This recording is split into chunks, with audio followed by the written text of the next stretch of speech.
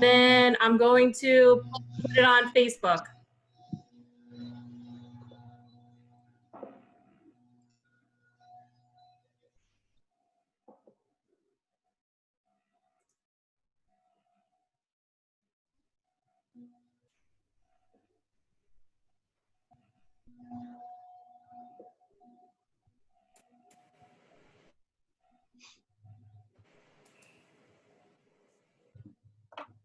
Take notes on this.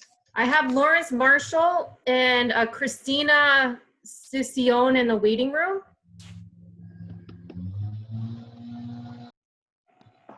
Okay. Okay, yeah, Larry's the engineer for a couple projects. Okay, so then just let me know when you want me to bring them in. Okay, I don't know who Christina is. I don't either. We could always just ask Larry. Hello. We do have a public hearing continuing, right? Yes. And was that, most of our meetings have started at 7:30. Was it noticed for 7:30?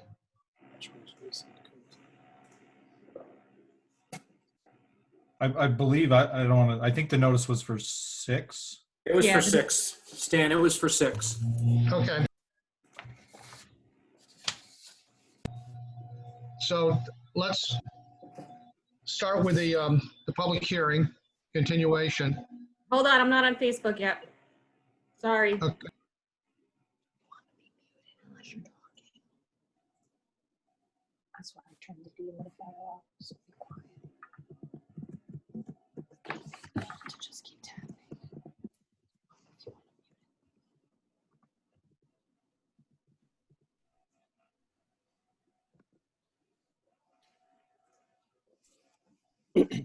Stan, for the record here, before you start up with the first item, just do a roll call vote. A roll record will reflect what board members are present for this meeting. We're live on Facebook. Okay, Marissa, you want to do the roll call? Did you hear me? No, what was that? Would you please do the roll call? Okay, we have Stan, we have Jay Trafton, we have John Thompson, we have Zach Pearson, Lisa Dorr, Robert Dickover, and John Cleenan and Dean Stickles. And anybody from the public? I have Lawrence Marshall, a Christina, and a Tom in the waiting room. Anybody, the applicant for the public hearing? No, Stan, he will not be on tonight. Okay, where does the public hearing stand? The hearing was held over to hear back from the county. The county has responded and everybody got a copy of the response from the county.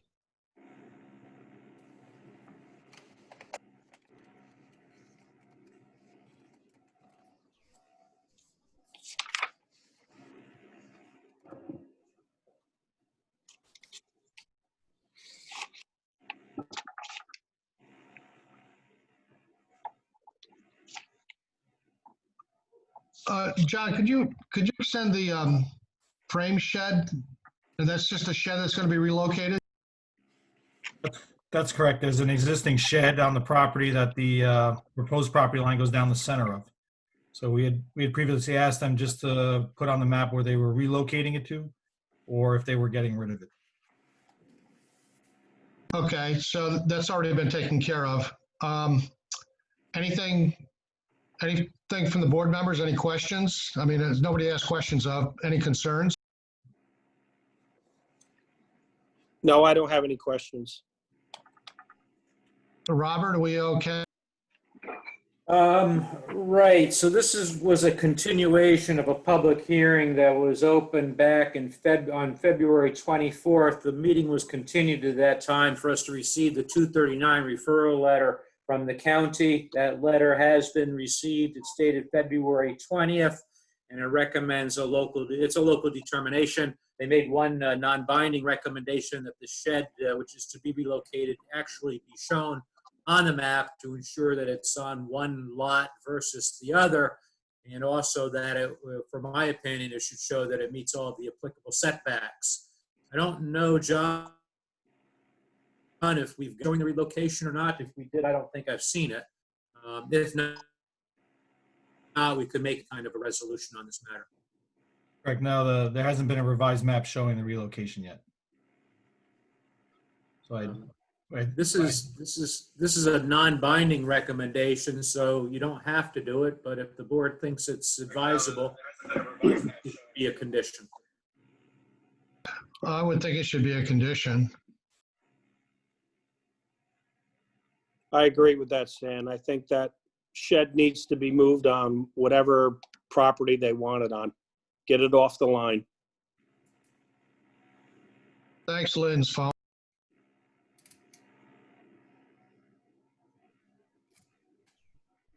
Okay, so Sorry. where do we, so the next is just to grant approval on this? Well, right, we would close the public hearing. There would be a motion for that. It should be done by roll call vote if the board's so inclined, and then closing the public hearing, the matter is ready for a decision.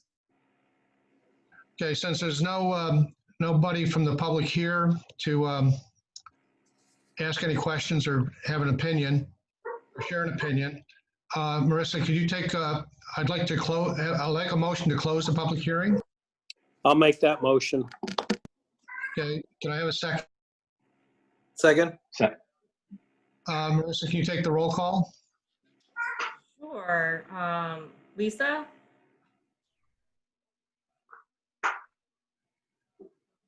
Zach? Aye.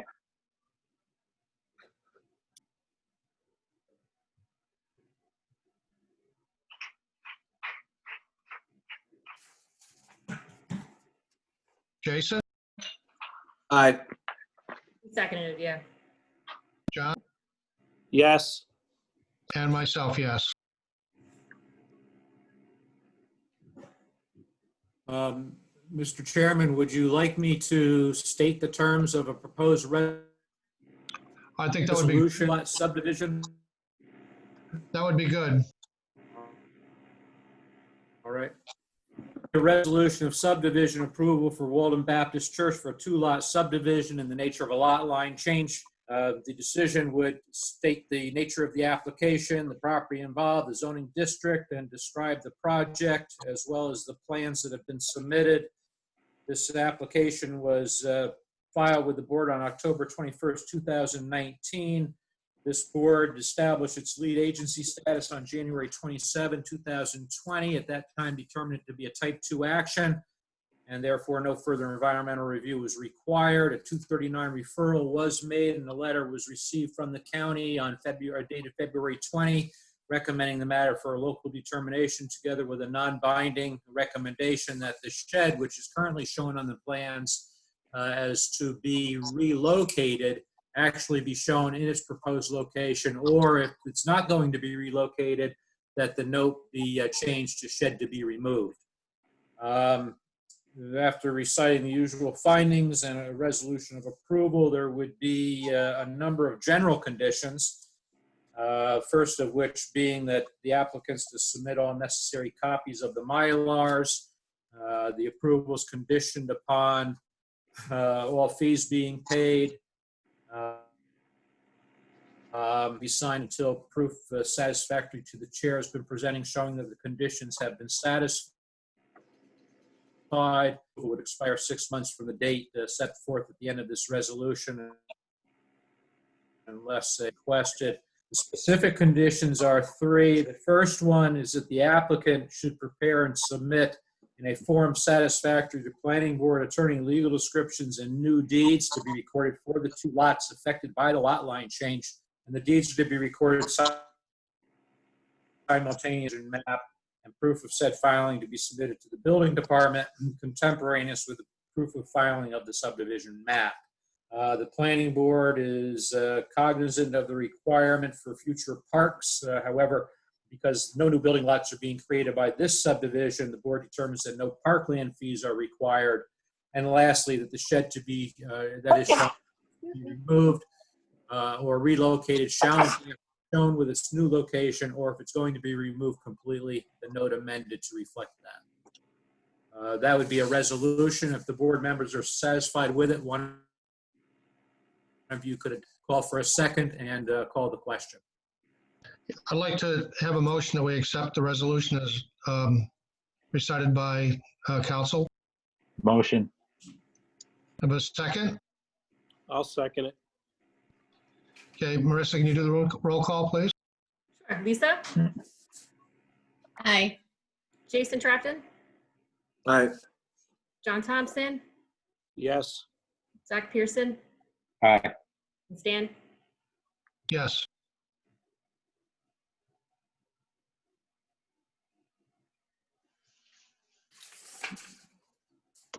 Good. Next on the agenda is Falcon Rest.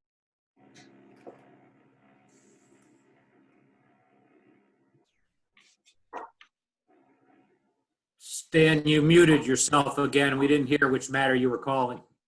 Okay, next on the agenda is Falcon Rest.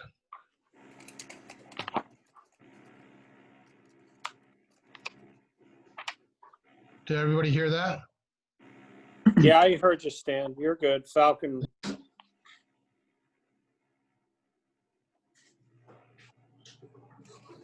So can somebody bring me up to date on where we stand on this?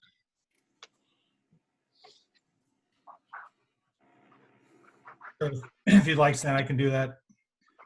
The applicant was last before us in January, where we went over significantly more detailed and upgraded site plan. And the basis of that meeting was that the applicant was going to return to the board, having provided sightline cross profiles from Route 52 and along Liberty Street for the board's review in terms of the visual analysis. The applicant has submitted those sightline profiles, as well as an updated landscaping plan that goes with that. The landscaping plan now has the existing trees along the property line, some revised grading in the area of the side property line that was along Liberty Street in order to retain some of those existing trees there. They've added a small retaining wall there to try to increase the buffer in the residences on Liberty Street. So they have submitted the sightline profiles, a revised site plan map. They've also submitted a building rendering and a building floor plan for the board's consideration. Is it possible to show any of those maps on here now? Yes. Just tell me which ones. So yeah, which ones would you like to see?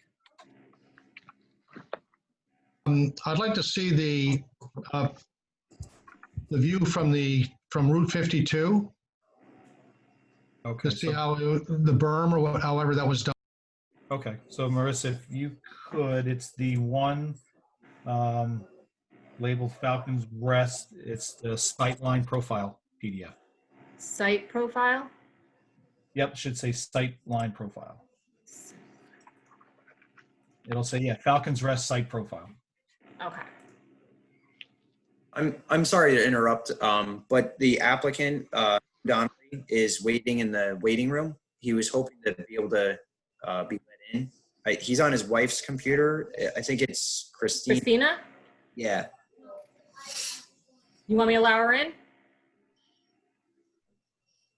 That's fine.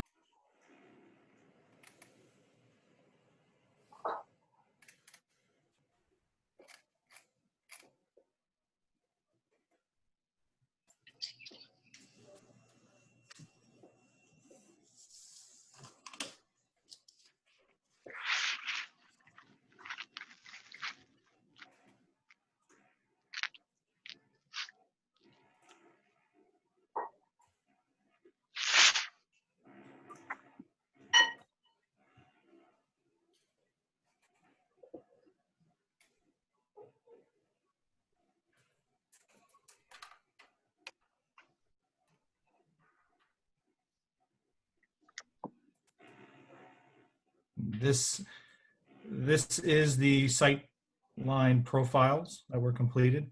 Like I said, there were 3. So the key map is in your lower right-hand corner. And site profile, what they're calling AA, that's the one on the top of the map. That's the view from 52, looking up into the site, basically going through the middle of the building and then crossing over, where the building makes an L, and then going back through the building all the way through to the end. So that's, if you can, I don't know if you can zoom in, or if anybody's having trouble seeing, that's the site profile on the top. And also, that's what was added to these profiles is the planting areas showing the tree height at first planting and then what it would be at mature height. So if you could, Marissa, if you could just scroll to the left. Perfect. So up on site light profile AA, over towards all the way to the left is 52. And then you see the road, then there's that proposed land, it says proposed landscaping. It gives you the planting height, and then it gives you the mature height of what is being proposed. And now what all you're seeing though is a straight line. So it's just not one tree. I mean, it's trees going all the way up the road and then coming across, but you're just seeing the one tree that crosses the profile line itself.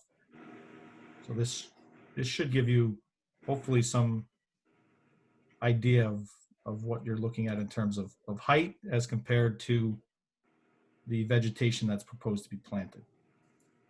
I thought at one time we were talking about some type of a berm there.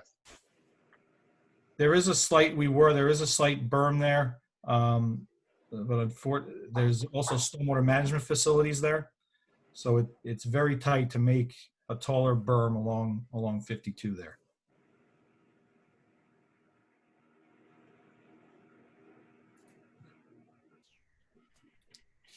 Also, I'm confused because it looks like it says proposed building, like there's 2 buildings. Yeah, because what happens is the site profile where it was taken, the building is an L. So it goes through the first part of the L, and then there's a break, and then it hits the back. So it's a little deceiving. If Marissa, if you could just zoom out a little bit and show that bottom key map.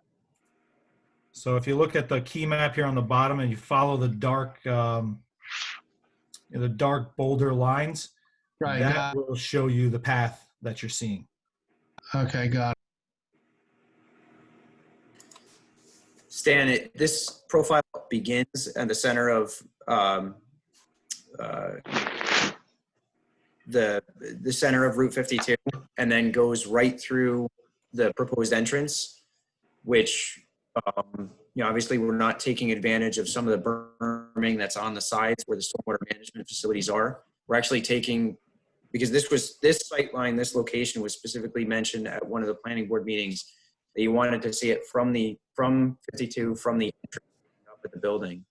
So we took it center of the proposed driveway, so you wouldn't have the benefit of that, the berming around the stormwater management facilities, and any plantings are there, proposed there. So just to kind of give you a little bit of perspective of why you're not seeing the berms that you're talking that were mentioned. Okay. I would like to see how much the berms will hide the building though too. And I see why you did that, and I understand that now.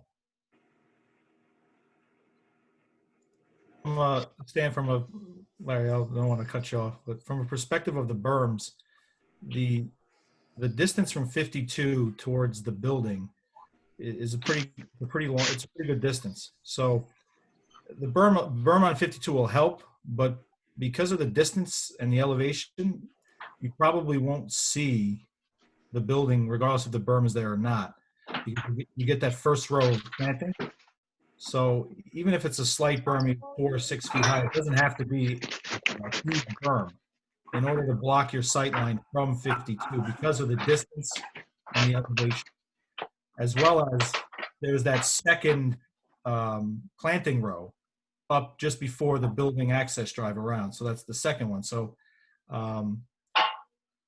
it actually works out well for the front because the building is set so far back. But John, when I look at this, and I know, look at this, my concern has always been how it's going to appear from Route 52. And this doesn't really, it gives you a nice sight line, but it doesn't really give an artist representation of what it would look like from 52. And I think that's, to me, that's been pretty important right from the beginning. There's two rows of trees. It's hard to see from this. I see there's a row of trees on the outside top portion of the, next to the. Yeah, there's a proposed row of trees along 52. And then you travel it's hard, the access drive, you will hit the access drive that runs parallel to the building. And then there is a row of landscaping or trees that runs parallel to that. Yeah, they're on the parking lot edge. Yeah, correct. Okay, yeah, it's hard to see next to Route 52. I think it's just because it's so small. Yeah, unfortunately, yeah, it's a little bit easier to see in real paper. So, but Stan, to follow up on your point, do you want more of a visual rendering? Because I think at one time the applicant did provide that. It was a while back, but I'm just trying to find out what you had in mind. Yeah, I want to see the visual. My concern is still the visual impact, and really from 52, the visual impact. So, and this doesn't really give you a full visual impact. And if there's one that's already existing, that's fine. If we could pull that up or look at that sometime. Yeah, like the actual three-dimensional, like the actual photo of like the one plan that, or the one concept. I think if you, I mean, I don't know if they plugged in the trees in that concept, but I can't remember what that looked like. Yeah, I think they did it, but it had the trees at mature height, right? Didn't it? I remember seeing something. There were a couple shots from 52 up, but the trees are all, mature trees, I think. That's correct, Zach. Yeah, there was sightline simulations from 52 that had that row of trees there. That was one of the earlier versions that was provided. Do we have that? I do. I don't have it electronically unless Larry Larry may have it. I have it. I can email it to you quick if you want. It'll just take me a second. Yeah, if you actually email it to Marissa. What's the email address? 1 second. She is. And then, You ready, Larry? yes. She's mkraus@villageofwalden.org.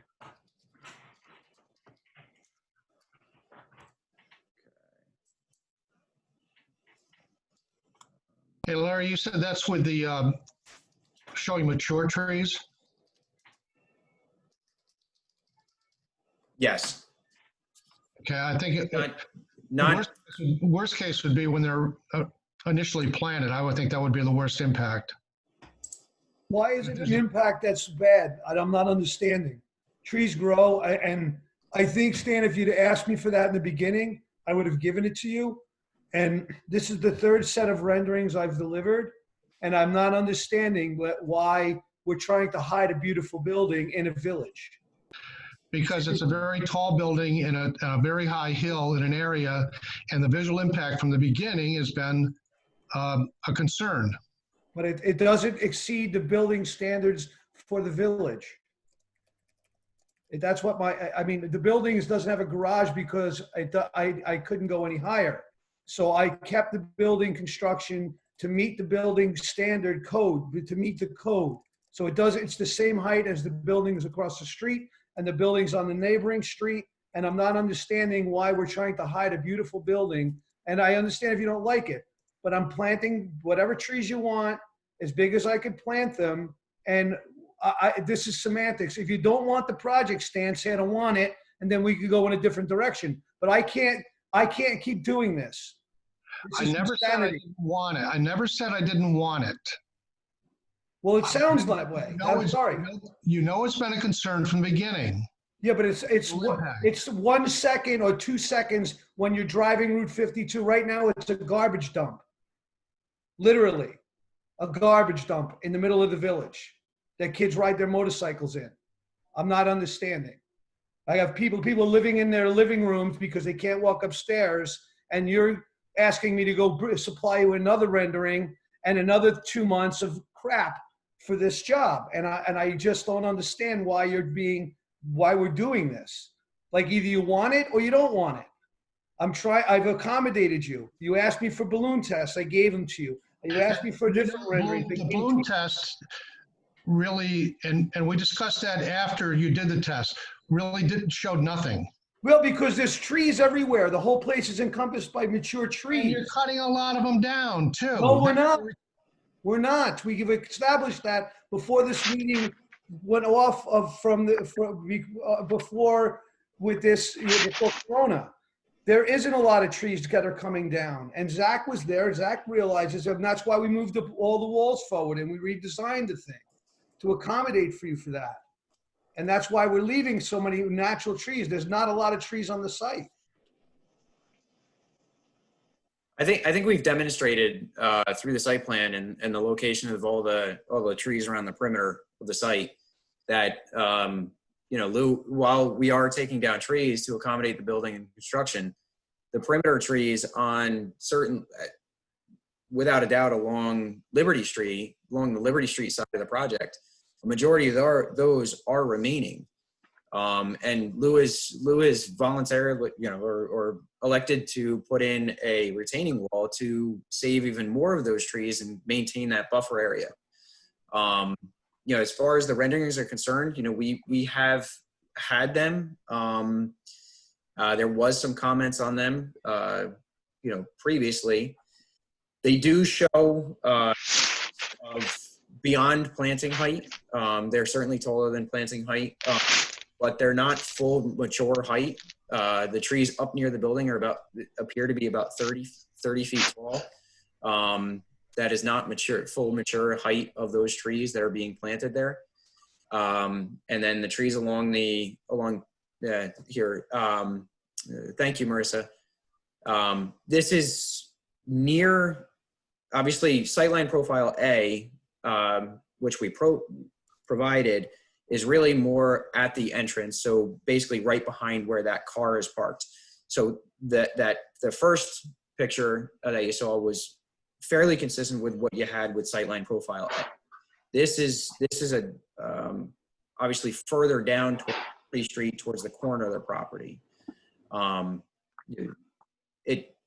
of the comments that we had earlier was this didn't show the Sparks residence, but I'm not sure how much if that's even necessary to show that. I think that this reasonably shows a perspective of how the building will appear from the road, in terms of project scale.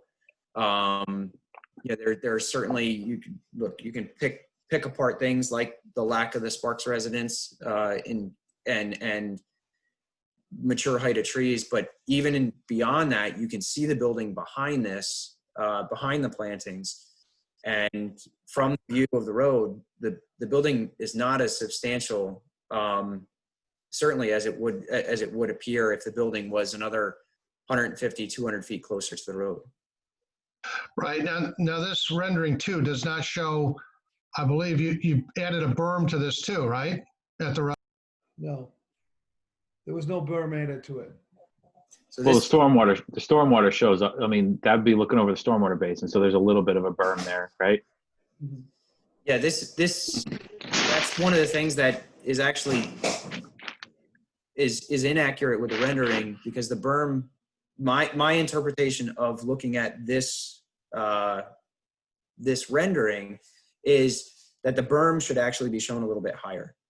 because I think it comes a little bit higher than the road, and it would help to affect that, because it's either this view angle is too high, or the berm isn't high enough, because I don't think you can see up and into the ponds like this shows. Well, on this one, if you go back to the one from the one just before this, doesn't your other line of sight show another row of trees right here at the just off the road? Yeah. Right. This is that's been proposed. It's not shown in this rendering. And Right, that's what I'm saying. So it would be better than this. Exactly. And I think what the architects. I'm sorry. No, you basically see it's like pretty grasses where right on the street line, basically, off the street. And it will be enough view, obviously, to make a turn.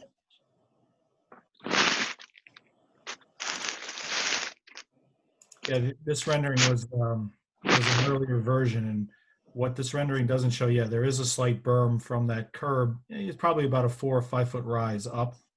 And then it also didn't include what's proposed now is that there is a row of trees that runs, parallel with 52 now along the entire frontage. Yep. So those two are not on this rendering, but through our process here, we've ended up there.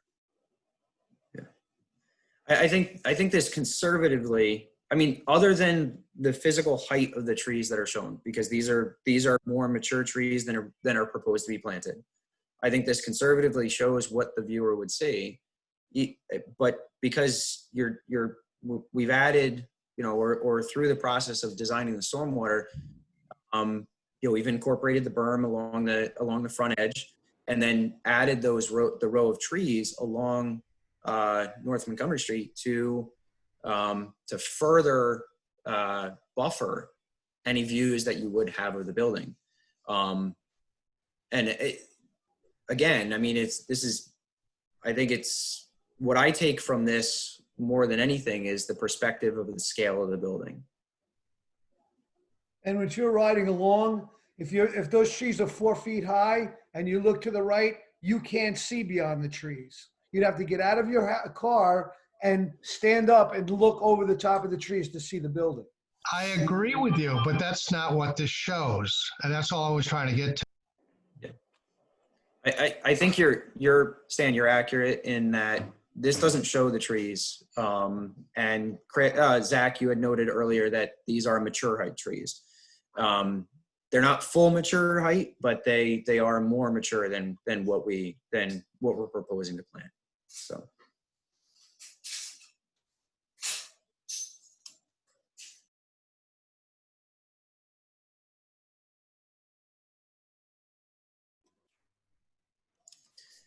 I don't know if it's of any value to the board, but the applicant did prepare renderings of the building, not perspective renderings, but he did prepare renderings if the board would like to see those as well. As far as finish and scale of the building, we did submit them. I didn't know if the board wanted to look at them at all.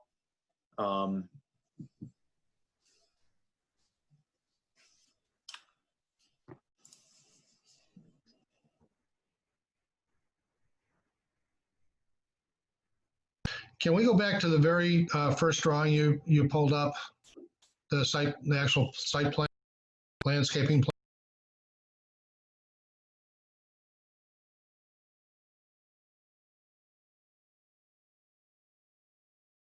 And do you want the actual site plan or the site line profile plan? The site line profile. Okay. And Marissa, the first plan we had, please.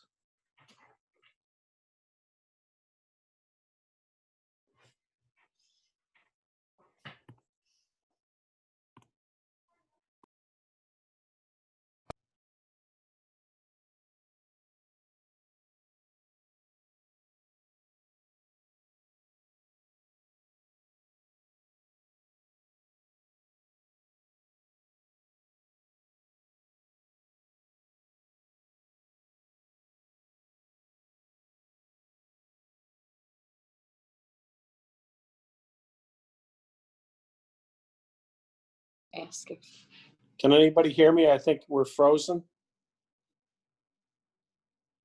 No, I can hear you. okay.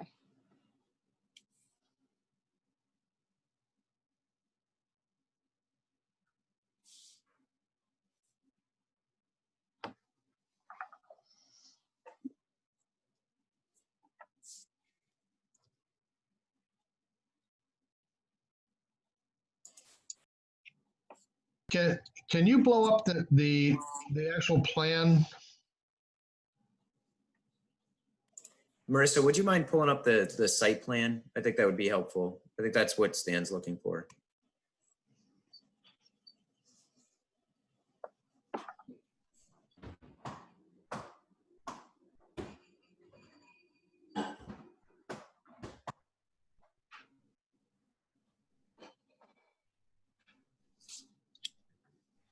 Who's living remotely?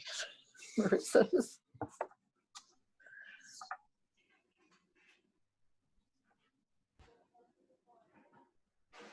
There she goes. You want to pinch it so you can see it there?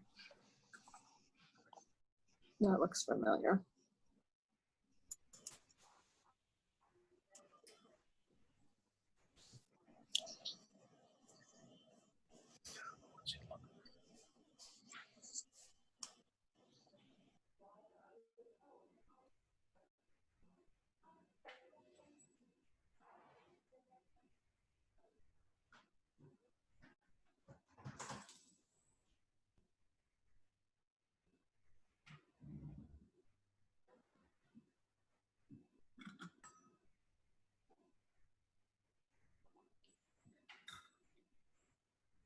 Can you make it larger between 52 and the building?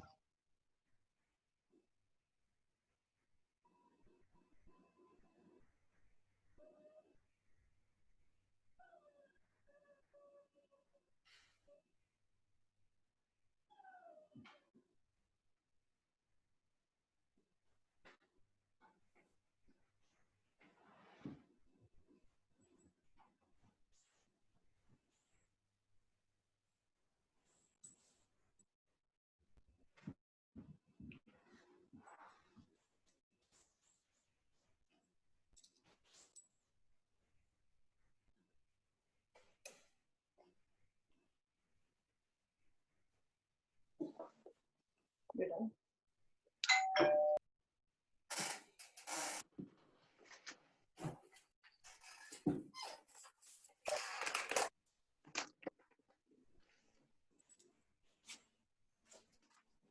What is it that you're looking for, Stan? Again, I still think if there was a,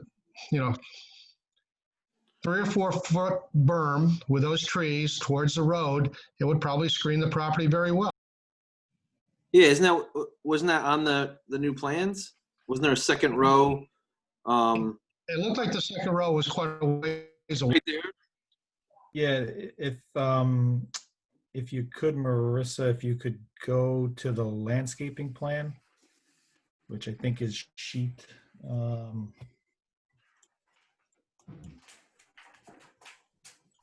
Sheet 14.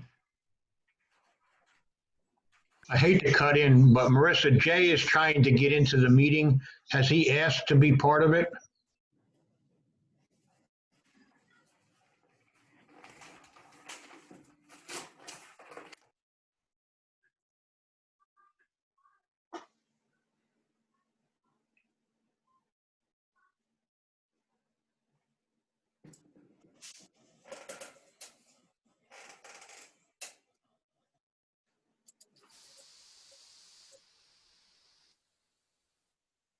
So based upon the 500, and then the berms that run along the near edge of 52 from the stormwater basins are all at elevation 504. So you have that 4-foot berm that's between the road and and the facility. And so you basically have the road, a ditch line, the sidewalk, and then the berm. So it's not set very far back from the road's edge. And is your planting going on top of that berm or along the side of it? Hold on one second. Let me take a look Just at that. just to marry up the grading with the planting to see where Yeah. where No, that stuff Zach, it looks like the planting is proposed just slightly off the berm because the berm's still serving as access for the stormwater. got it. So kind of on the upslope to it. So I mean, Correct. so if you plant a, I don't know what the size of the stuff is, but if you're standing on the road, you got a 4-foot berm. You could be up to the plant. Then you're Yeah. effectively You're 7 pretty well feet, right? screened then. You're pretty well Something like screened. that. Yes.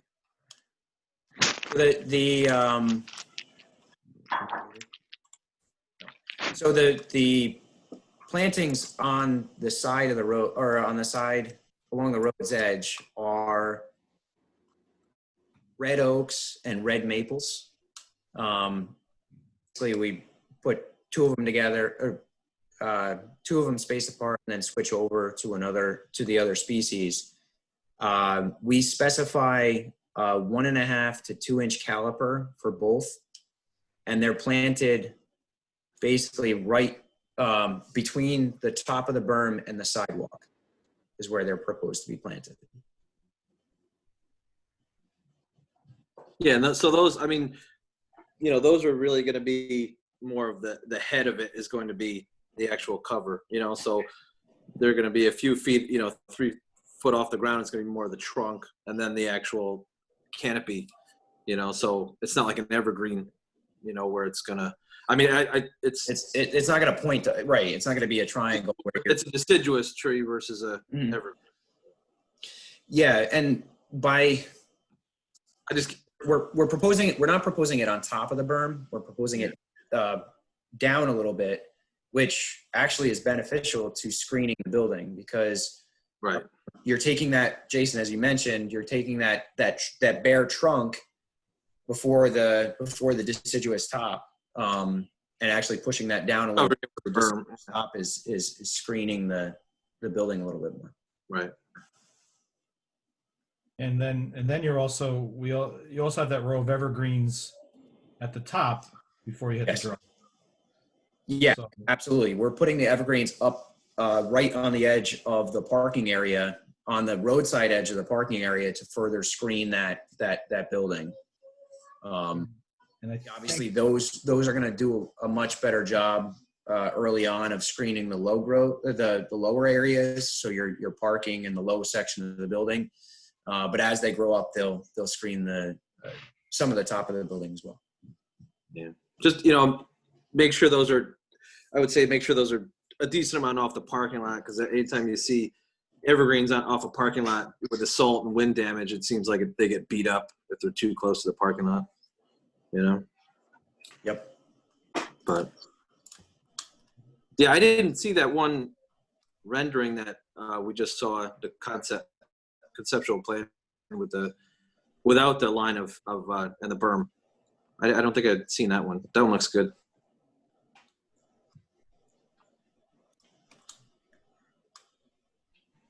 So we actually, again, alternate species along the edge of the pavement, and it's alternating between Norway spruces and blue spruces, and initial planting height of 6 to 10 feet in overall height for those. And they get a mature height between 30 and 60 feet. Right. And obviously the red oak, the red maples and the red oaks get between 40 and 75 feet tall. Yeah. The case with the evergreens is tree maintenance and making sure that they're properly maintained to survive.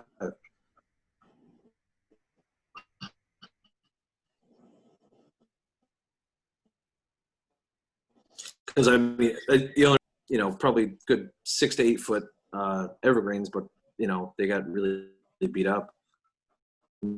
They just weren't planted properly. The evergreens up, obviously, from the deciduous trees that are down by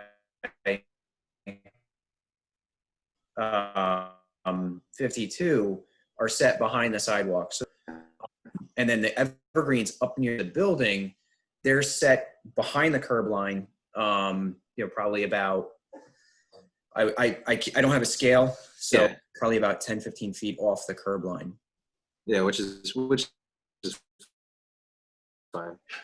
That'll give you room for it to grow and get that nice bottom, where you're not cutting off the edges before it gets into the parking lot. Yeah, no, I didn't see, like I said, I didn't see those concept plans, the renderings of the building, the ones from 52 there. I would not, I think even if the berm was a little bit higher there, I don't think it would make that big of a difference. I think it, it's not going to give you that much more of a screening. I think it looks good from that one. Because I don't think the overall thing is to hide the building, but I think it's to, make it so it, obviously the character of the lot right now there isn't much character, but when you do propose a building, you want to make sure it's going to integrate and have a nice transition from, the landscaping to the building, and you want to complement everything. So, the characteristic of a neighborhood is brought up if you're going to do something like this. Sure. Yeah, I plan on making it beautiful. It's going to be a lawn, a manicured lawn, mulched every year, and not look like, it's going to look. Is there an irrigation plan at all, or is that? No, we don't have an irrigation plan. Because that's I'll tell you, that's like night and day when you do any kind of landscaping. It's something you want to think about because all those trees, no one's going to go out there and hand water those, or even with it when you first install it, that's going to make if you install it in the middle of the summer, irrigation is definitely going to make or break that planting up.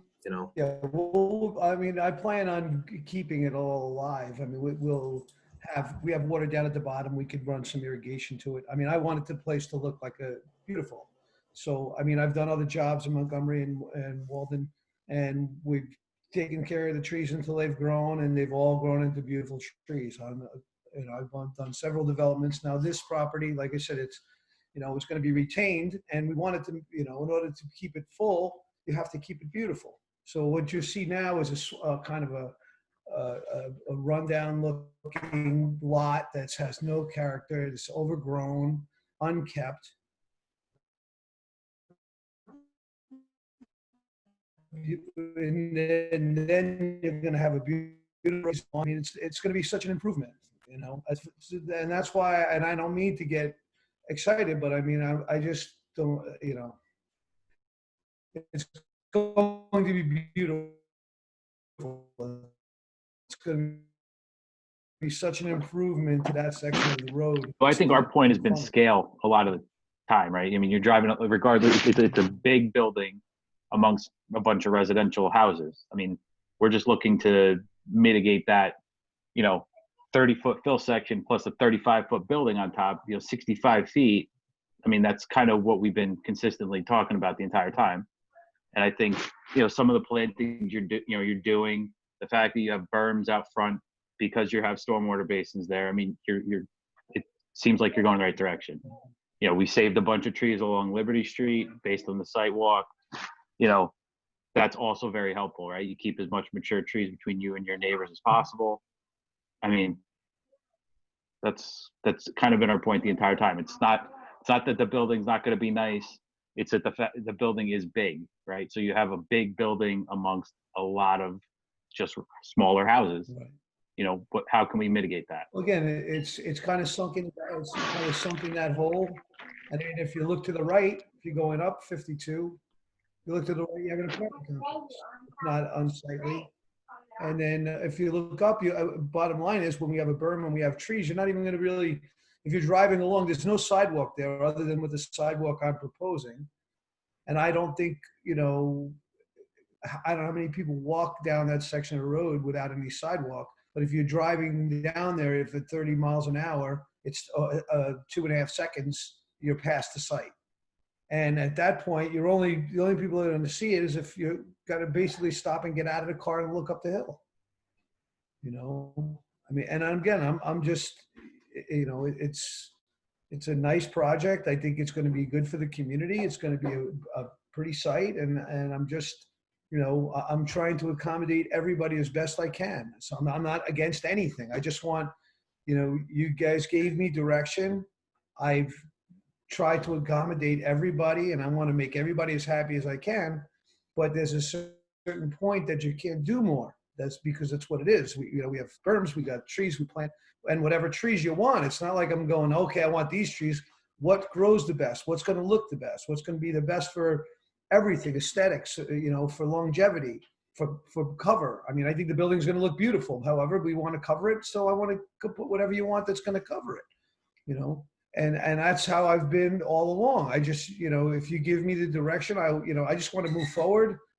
You tell me what trees you want. We're proposing trees that do well in this area, you know, and they grow well, and they're good cover trees, and they're beautiful. So I don't know, and you can't plant big monster trees; they have to grow.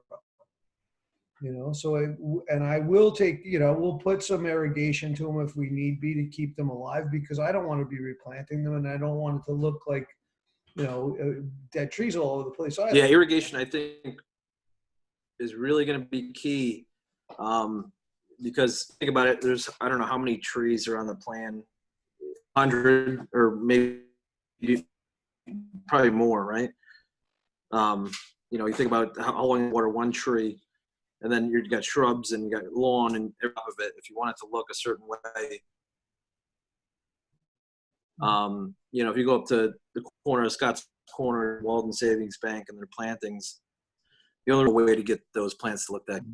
So have you reviewed the, I think you were going to bring that up, Marissa, right? To see the latest one with the lime trees. Which one was that?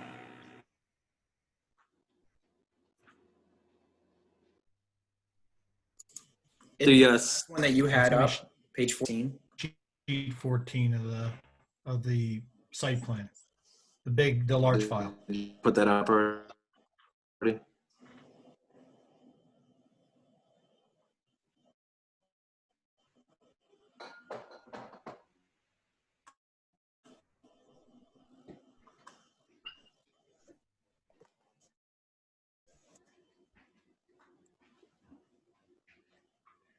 That is the correct one. Right.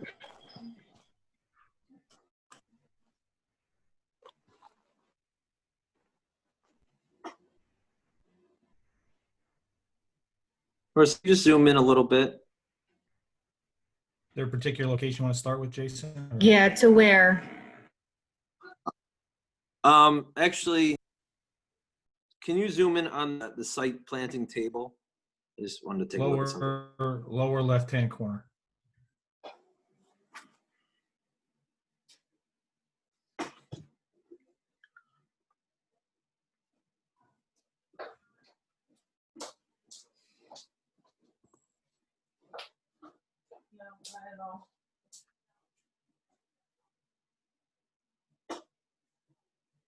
Yeah, no, everything looks good. Can you zoom back out? I'm sorry. And then can you go towards the front, zoom back in towards the Route 52 planting there you go. Good.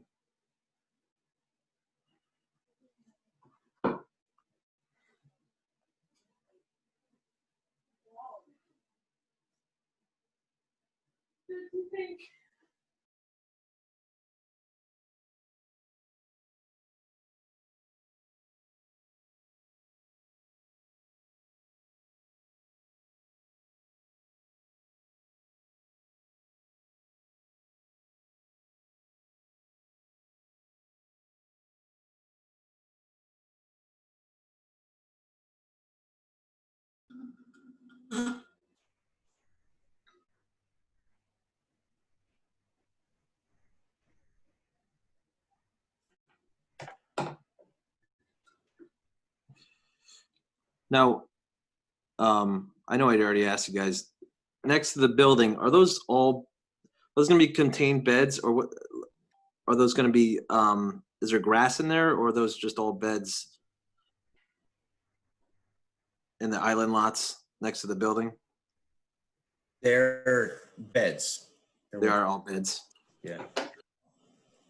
All right. No, the tree plantings look good. You know, I think from the concept, if it comes out, you know, anything really close to the concept, I think you'll be good. You know, it looks nice.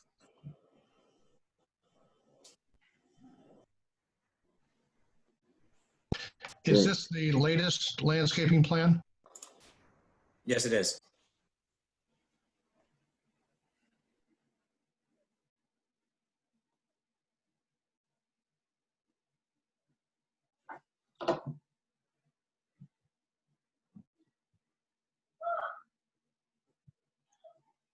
So all the plantings that were in the original plan are pretty much in this plan, just they added other trees, correct?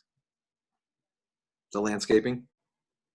Oh, we showed the beds now, right, Larry? All the planting beds, and we added some additional trees as well. Yeah. Yeah, so the difference between this plan and previous plans, the main difference is the adjustment to the plantings on the Liberty Street side of the project.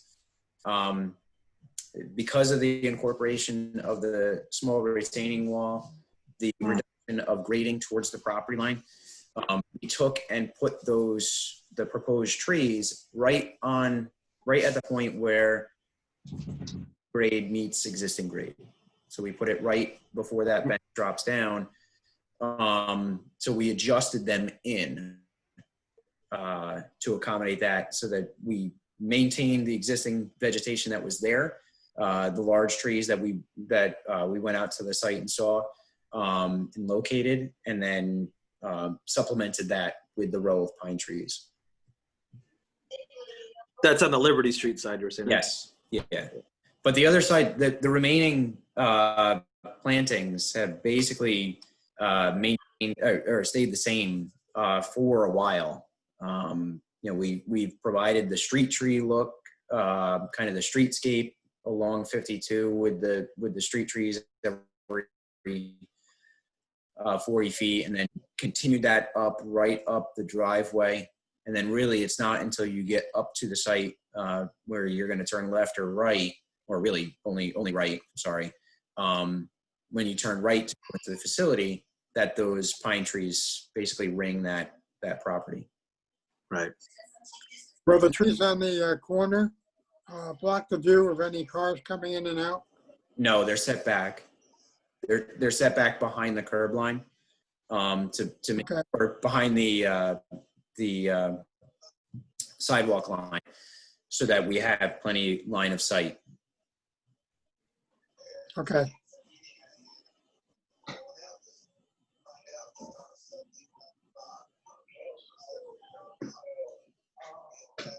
Is there a detail of the retaining wall? I'm sorry, I didn't see it. It's hard to, I don't know if you saw the site plan or the actual plan.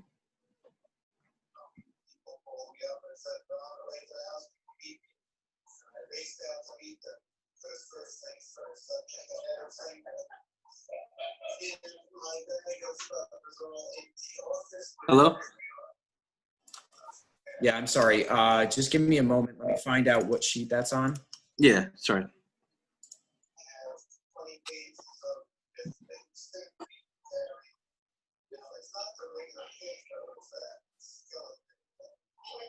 That is on sheet 7. In the center, a little bit towards the left. If you can go there, if you can go on sheet 7, and there's a retaining wall detail right in the center of the sheet, a little bit on the left side.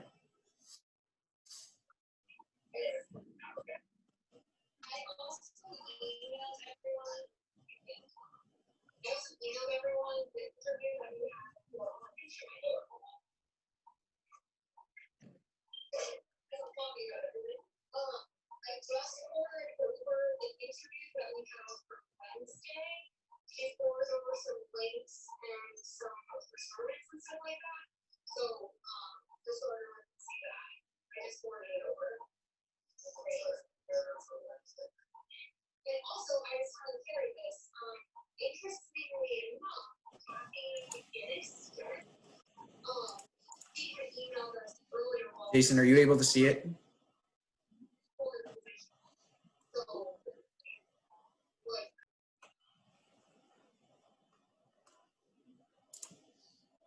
Jason, it's center of the sheet, just to the left of the handicap parking stall detail.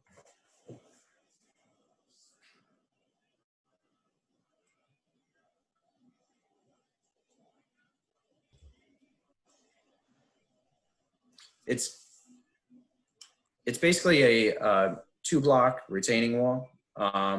It's what's commonly referred to as mafia blocks.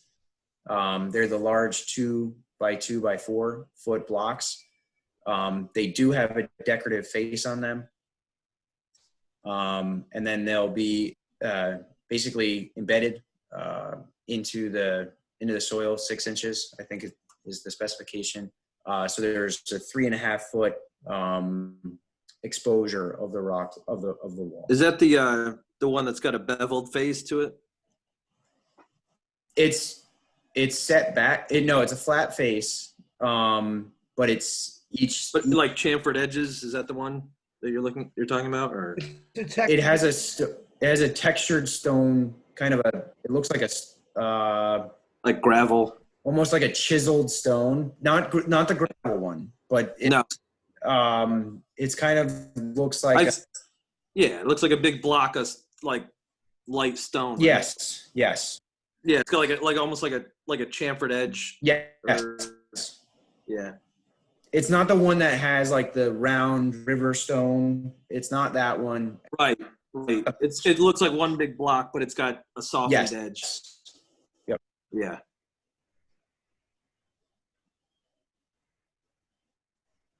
Is that? It should. Hold on. Let me take a look on Just my because I site know, plan here. like when you say mafia block, if you use just a plain mafia block, that's awful. So if you use one that's a little more decorative, that's like night and day. Just to make sure that's on there. So it's specified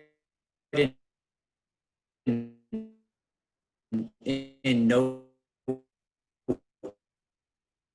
1.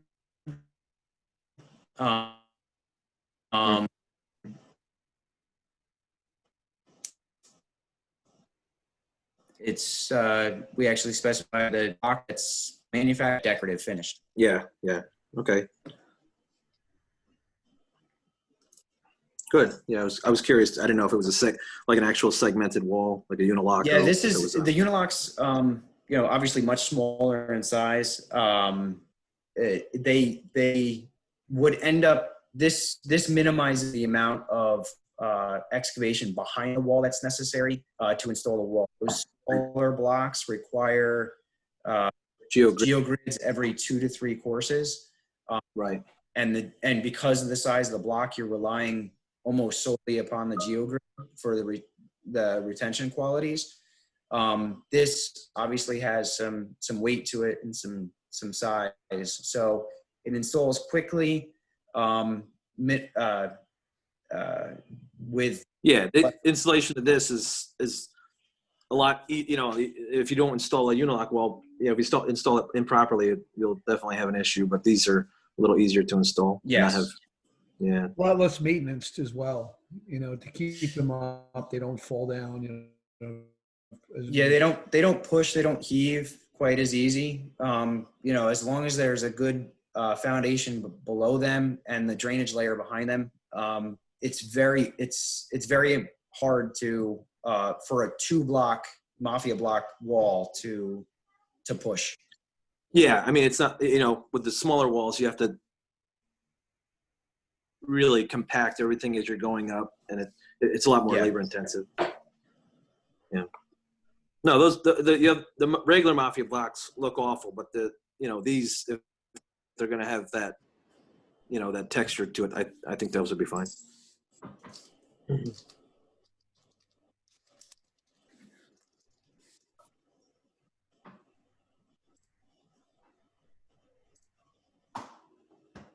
Any other questions?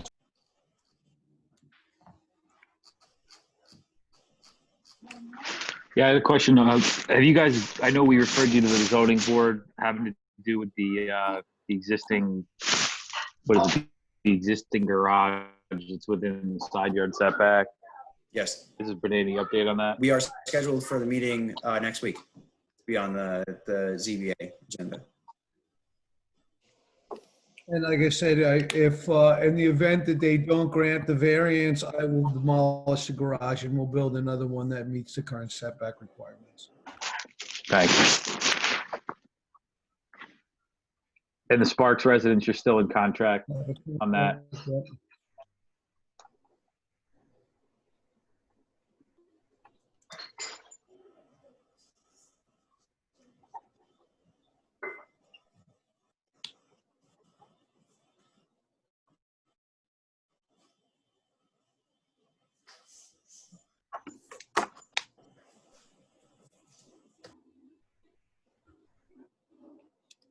Any comments?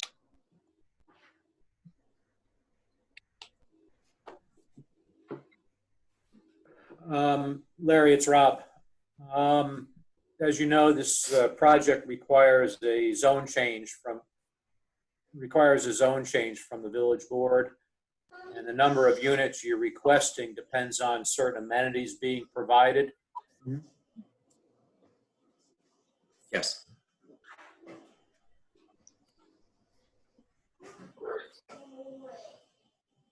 Larry, did you hear my question? Yes, I did. So the proposed zone change requires certain amenities to be provided to get the total unit count that you're requesting here. Have you married up your project plans with those amenities to make sure that you're providing the amenities that might be called for under the zoning ordinance? Yes, we've committed to them on the site plan. And then Lou, in the last submission, Lou, his architect, prepare site plan or building floor plans to demonstrate the various amenities within the facility. Okay. Obviously, there's certain aspects that need to be followed up with on that can't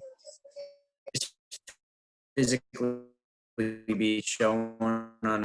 Have to be some conditions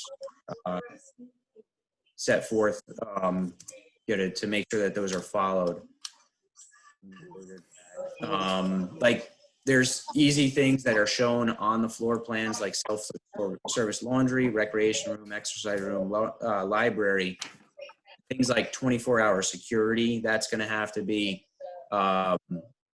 make sure that you accommodate that on the back end. As this.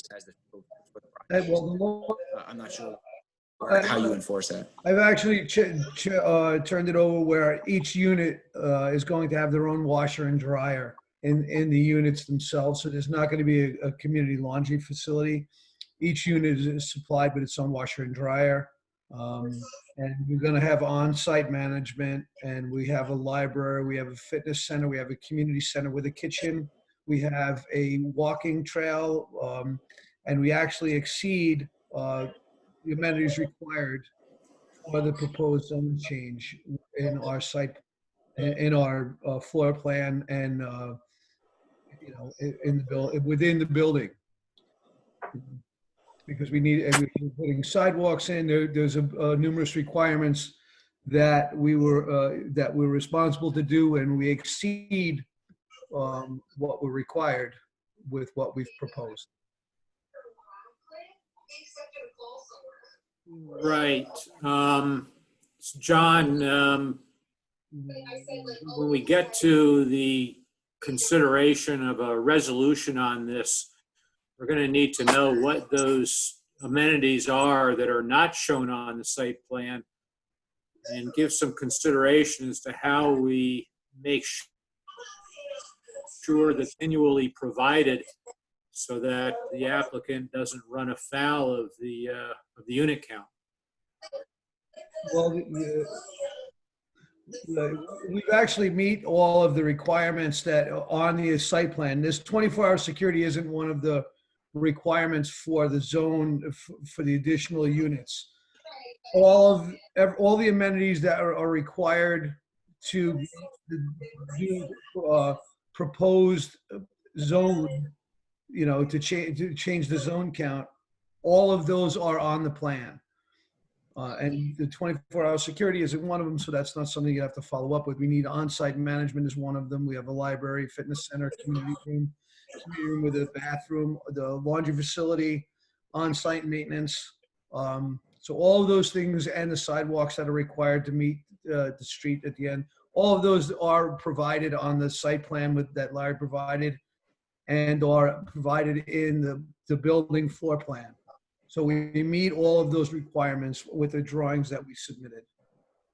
So Lou, in relationship to that, we do have on our site plan, we do have one of the commitments in the site listed on the site plan is 24-hour security. So if that's not proposed, then we'll just have to provide what you're providing, because there'll have to be one of the amenities that's listed in the zone change will have to be added back in. And you're saying we already exceed it. You and I will have to get together on what replaces that 24-hour security. Well, we have on-site management and somebody that's going to live there 24 hours. So you can maybe, if you wanted to use that as an on-site security, because we're going to have a superintendent that lives on the residence. Maybe that's what they were referring to. Well, I think you have a note on the plan. I'll just go through what you've listed. You may just want to go back through and confirm. But right now you have listed self-service laundry, game and recreation room, exercise room, library, office facility for the operation of the facility, 24-hour security, caretaker's dwelling, elevator, community room or social hall, pedestrian connection to the downtown, and on-site walking path, trails, and or other gardens. So I really think the only one that is kind of questionable is the security at this point. I did review the building floor plan, and the other components are within the site plan. So just get together with Harry and come up with a final list. And yeah, no, that's fine.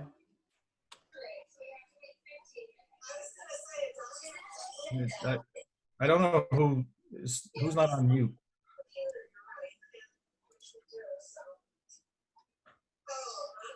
Jay.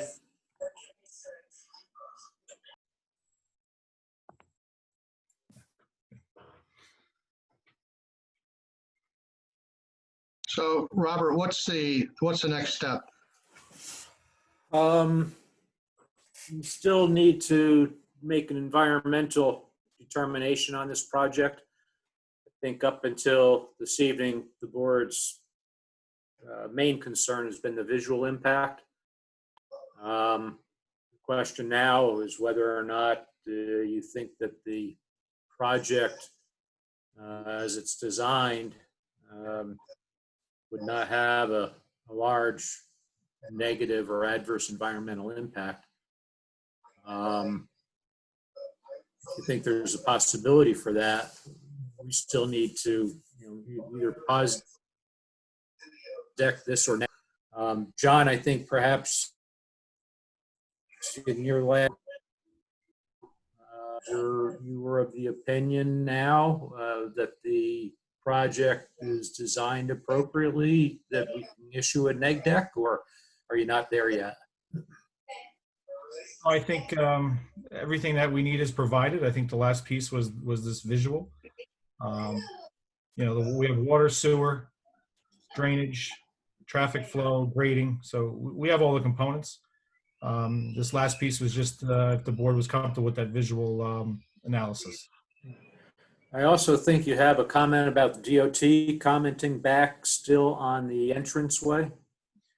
Yeah, I mean, as part of the site plan, ultimately final approval, they have to get a highway work permit from the state.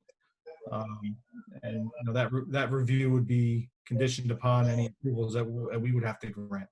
Yeah, that would be a condition of approval. Yes. Same thing with respect to this. What's that, Rob? You were cut off. Sorry. We have the same thing with respect to the sewer main extension. Will the county health department approval for the extension? Yeah, the sewer main is actually a private lateral, so that does not require DEC, but the water main would require county health department. Or the water main, okay. So, Mr. Chairman, I don't think that we've gone through in any great detail at this point. This project still for the shed requires a variance from the ZBA. I think that's scheduled Thursday. I've forgotten. It's next week. Yes, it's scheduled next week. Okay. That board, and also your board needs to, because you're a lead agency, will need to make your environmental determination before the village board acts on the zoning ordinance. They would have to act on the zoning ordinance before you could approve this project. So the next step, it seems to me, is to go through the EAF and see if what kind of environmental determination you might come up with. Well, again, on just my viewpoint, I think everything has been mitigated. I'm still concerned about the visuals from 52. I think it's close. I think it's real close. But I'm not there yet. I think everything else is done. And if any other board member wants to speak up, their viewpoints, I'd like to hear it. Rob, at what point do we schedule a public hearing? Sorry. I agree with you, Sam.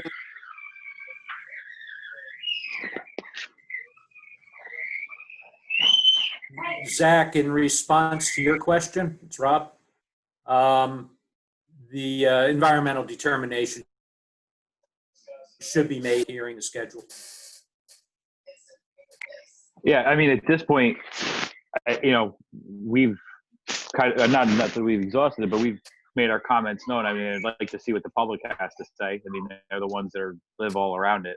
So, I mean, that's kind of where I'm at. Let's see what the public and the neighbors have to say about it. I think, Zach, before we do that, before we can do a public hearing, though, I think we have to make a determination on the seeker. Is that correct, Rob? Yes, it's advisable to make an environmental determination before scheduling the public hearing. And then that can be modified, seeker recommendation can be modified as a result of the public hearing information? Yes. If information through the public hearing process that you have not considered, you would then reopen the seeker process to take that information under your belt and see if that changes the determination that you made. Rob, correct me if I'm wrong, but there are also adjustments that will be made or can be made to the plans between a seeker determination and final approval. It's locking this in. So if there's changes that the board is looking to make in terms of landscaping to further buffer the building, or adjustments in that regard, the applicant is committed to working with the board on that, and those are adjustments that we can make between now and final, if we ever get to it. Obviously, I don't want to be presumptuous. That's correct. Any project can be modified as we go along. It can be modified with comment that you receive, and it can be modified simply because the board continues to review the project even after the public hearing. Let me ask the board members maybe more directly. Is there any showstoppers here? Because I don't see any showstoppers.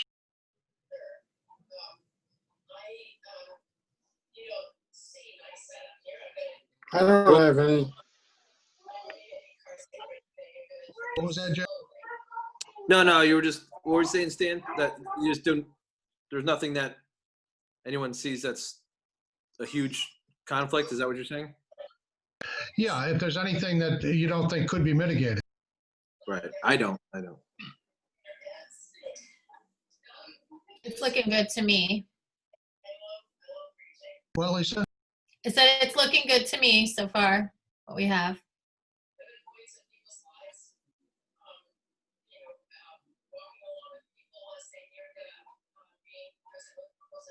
John? Yeah, I think at this point, the plan is pretty far along technically. I think we have everything we need that's in that plan set.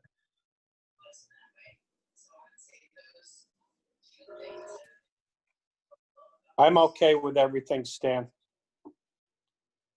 And I Okay. think we're real close on the Route 52 view there too as well.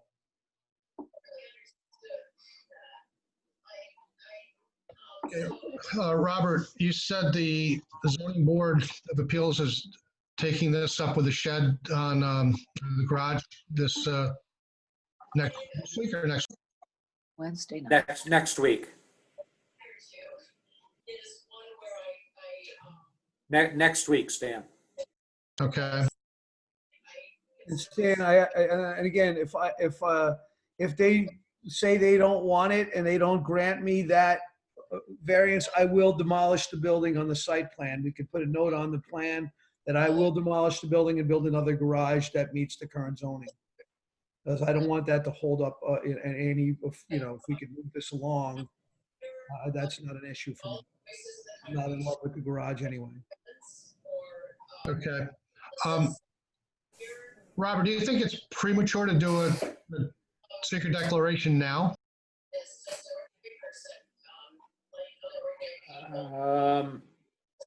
I don't know if I have an opinion on that. Maybe I'd defer to John and see what his opinion might be. I think you have all the parts. As long as the board is comfortable with the plan that you have now, you think that the visual cross sections are satisfactory, because this will all be up for the public review essentially. I think at this point, yeah, I think it'd be more beneficial for the project to get to a public hearing than not. Yeah, I tend to agree. I mean, again, I am hung up on the visual, but I think it could be mitigated. I don't see any reason why it couldn't be mitigated. So Robert, I guess this is for you. As long as there's something that can be mitigated, I see no reason why we can't do a negative deck. Right. I mean, this project has been before you guys for quite a long time, and you've spent hours going over the visual impacts with different profiles that have been shown and different elevations and views. There's been significant change in the plan. Now you have retaining walls and you have additional plantings, and done a lot of additional work since you first saw the project. Other impacts, the water, the sewer, they've all been addressed with respect to the plan. What do we have in the way of a lighting plan for this, John? We have a full lighting plan in the site plan set. Is it dark sky compliant? Yes, with then no spillage over the property lines. Okay. It's not expected that there would be any additional or significant noise generated or air pollution generated project. Traffic impacts. I don't think we have a traffic study on this. Is that right, Larry?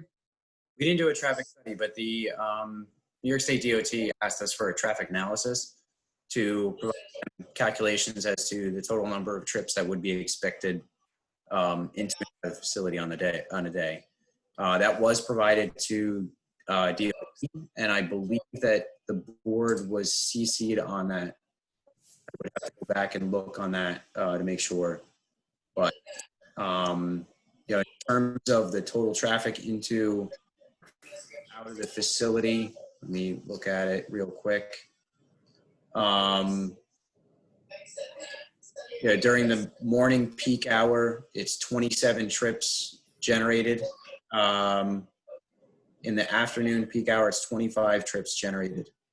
These are, and total generation rates on a daily basis, 238 into and out of the facility. A really, in terms of single family residence, typically sees 10 trips on a daily basis. So just as far as comparison, and a trip is either into or out of. So those are, so if a car comes and then leaves, that's 2 trips. So you're talking about not a significant amount of traffic into and out of the facility. Rob, do we have to wait for the village board to do any further? Well, yes and no. No, you make the environmental determination, and then you would need to wait for the village board to adopt the zoning change before you can make a final decision on this project. Okay. John, Rob again. Do we have the analysis that Larry referred to? Sorry, was that Rob? Do we have the analysis for the traffic? Yes, Right. Larry did provide that, yes. Okay. Just to, Larry, a question. The number of trips generated by this project are not significantly greater than what would amount to 2 residential dwellings. Is that attributed to it being a 55 and older facility? Yes. The fact that it's a senior facility is a large factor in the number of trips into and out of the facility. Just as far as a comparison, in the traffic report, the traffic analysis that we provided, the traffic, the total daily trips into and out of the site represents approximately 5% of the average annual daily traffic on this section of 52 based upon a 2016 traffic count done by DOT. So it's not a significant change. Right. And so in the part of the traffic studies, this level of service wouldn't normally raise a concern with the DOT? No, 5%, no. I would agree, and also the peak hour for this type of facility is different than the peak hour for a regular subdivision. So you're missing the 7 a.m. rush, as most of these trips are happening after that. So your peak hour is down as well.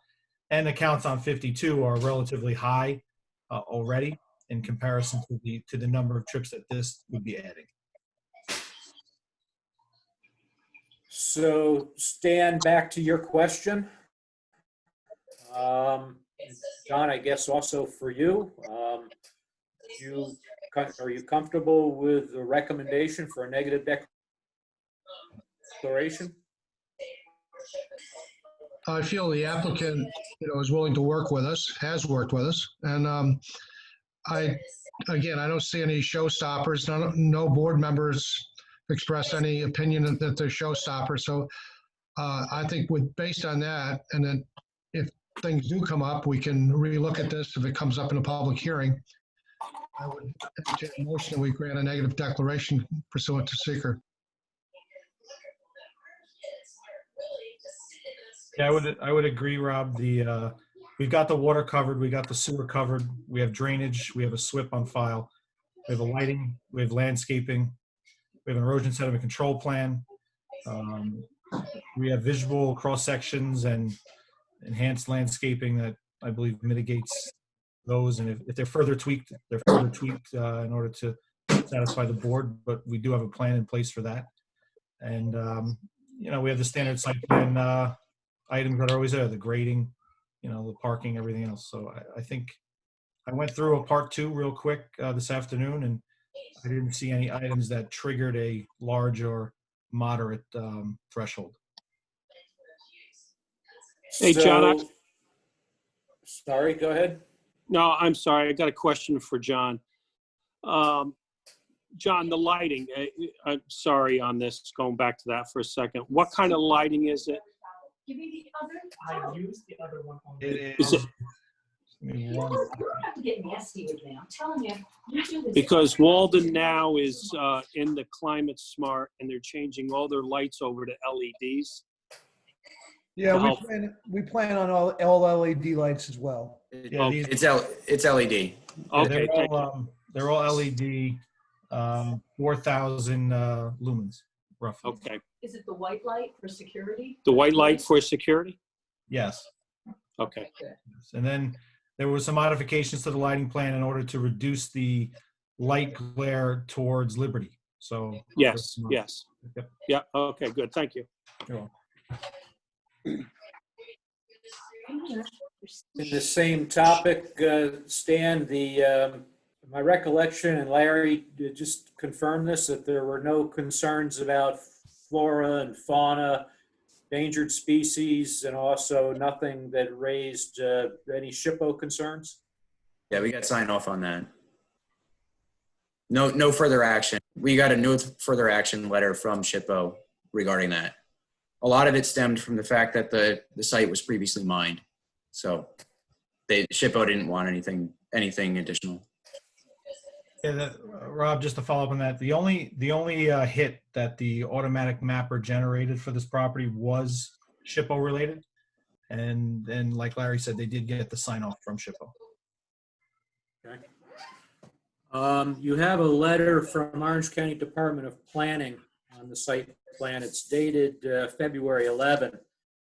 The determination was for the recommendations for local determination, but they have advisory comments. I don't really have gone through these with the board, but to the extent that they might go to the environmental question, maybe we should review these and just see how they've been handled at this point. And then we can come back to this question about the part 2 and whether or not we can complete it tonight. Okay.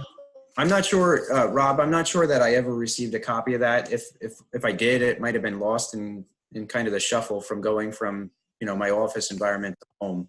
Is John or Marissa, if you have that available, is that something that you guys could email over? Yeah, I'll send it right now to you.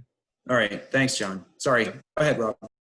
So while he's doing that, the first item was we recommend the applicant provide benches along the proposed sidewalks and in the garden area to encourage residents to walk around the site by offering them a place to sit when they need a break. Allowing the residents to walk offers residents an opportunity for passive recreation that may help them remain healthy. Lou, do you have any problem with all? Absolutely not. No, Okay. no problem at all. Okay.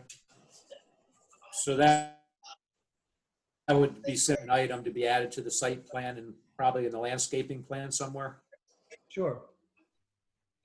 Number 2, we recommend the applicant bank some of the proposed parking spaces to reduce the proposed impervious surfaces at the site.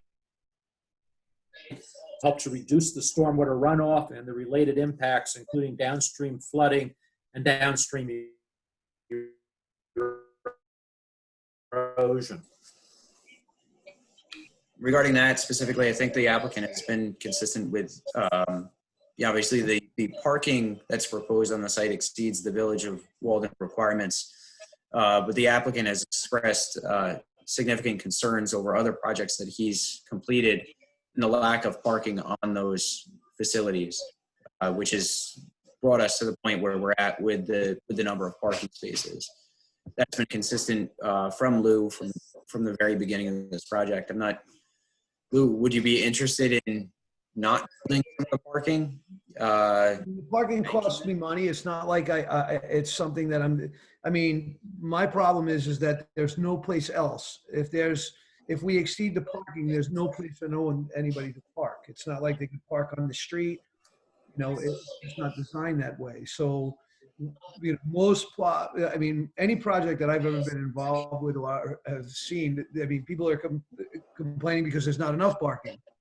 Here, we're trying to provide a little bit extra just because in the event if there's a party or if there's something that's going on, holidays, and there's no place, it's not like they could park down the street or, park on the block. It's not set up like that, especially for seniors, Yeah, I agree, and all the water is being held on the site anyways.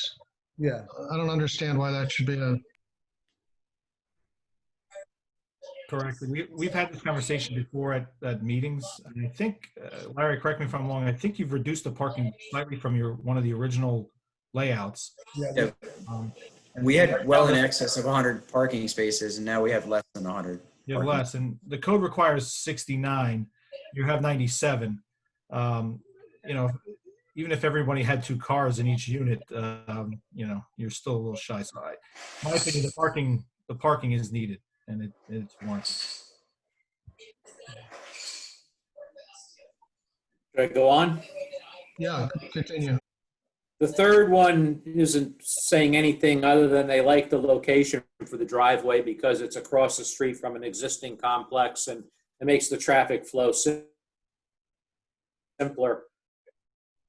As we recommend indicate the limits of disturbance on the control plan, although the symbol for the limits of disturbance is shown on the legend for the plan, does not appear to be shown on the actual plan.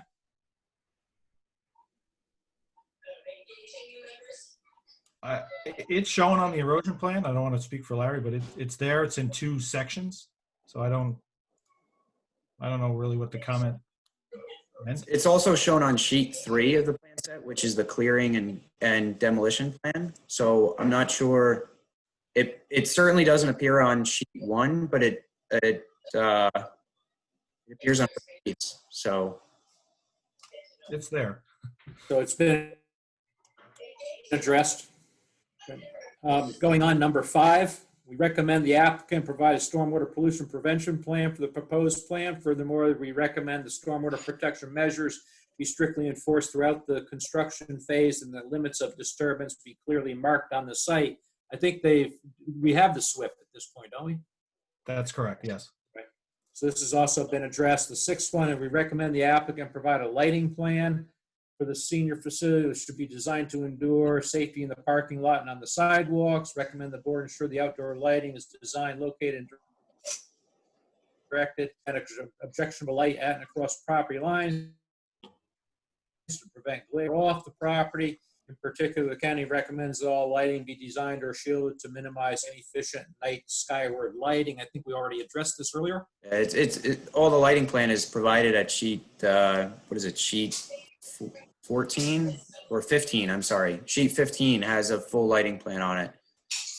Dark sky compliant, 0 light levels at the property lines, relatively low fixtures, mounting heights of 20 feet with acceptable levels of for safety. And then the last one is they're recommending the applicant update the easement for section block and lot 302-1-5.2. I suspect that's the Sparks residence. Correct. Occupants continue to have adequate site access and utility services during and after construction. And that easement is part of the site plan. Right. So all of those recommendations, the board has considered them and determined otherwise. Part 2 that you made reference to with respect to the EAF previously, all of those questions as being no impact or small. Correct. So what I did was, do you want me to go through it, Rob, on like a global basis? Sure, I think it probably, for the record, it would make sense that the board members hear it. Okay, so part 2 of the long form EAF, the first item is impact on land. Will the proposed action may involve construction on or physical alteration of the land surface of the proposed site? The answer is yes. And then there's about 7 subpart questions. I don't know if you want me to go through each one, but I had answered no or small impact may occur on those. So for instance, it's proposed action may involve construction on land where water table is less than 3 feet in depth. The proposed action may involve construction on slopes of 15% or greater. We put no or small impact may occur. The proposed action may involve construction on land where bedrock is exposed. The proposed action may involve the excavation or removal of more than 1,000 tons of natural material. The proposed action may involve construction that continues for more than 1 year or is in multiple phases. The proposed action may result in increased erosion, whether from physical disturbance or vegetation removal. And the proposed action may be located within a coastal hazard area. So all of those answers were either no or small impact may occur. If the board's comfortable with that response, we could go on to the next one.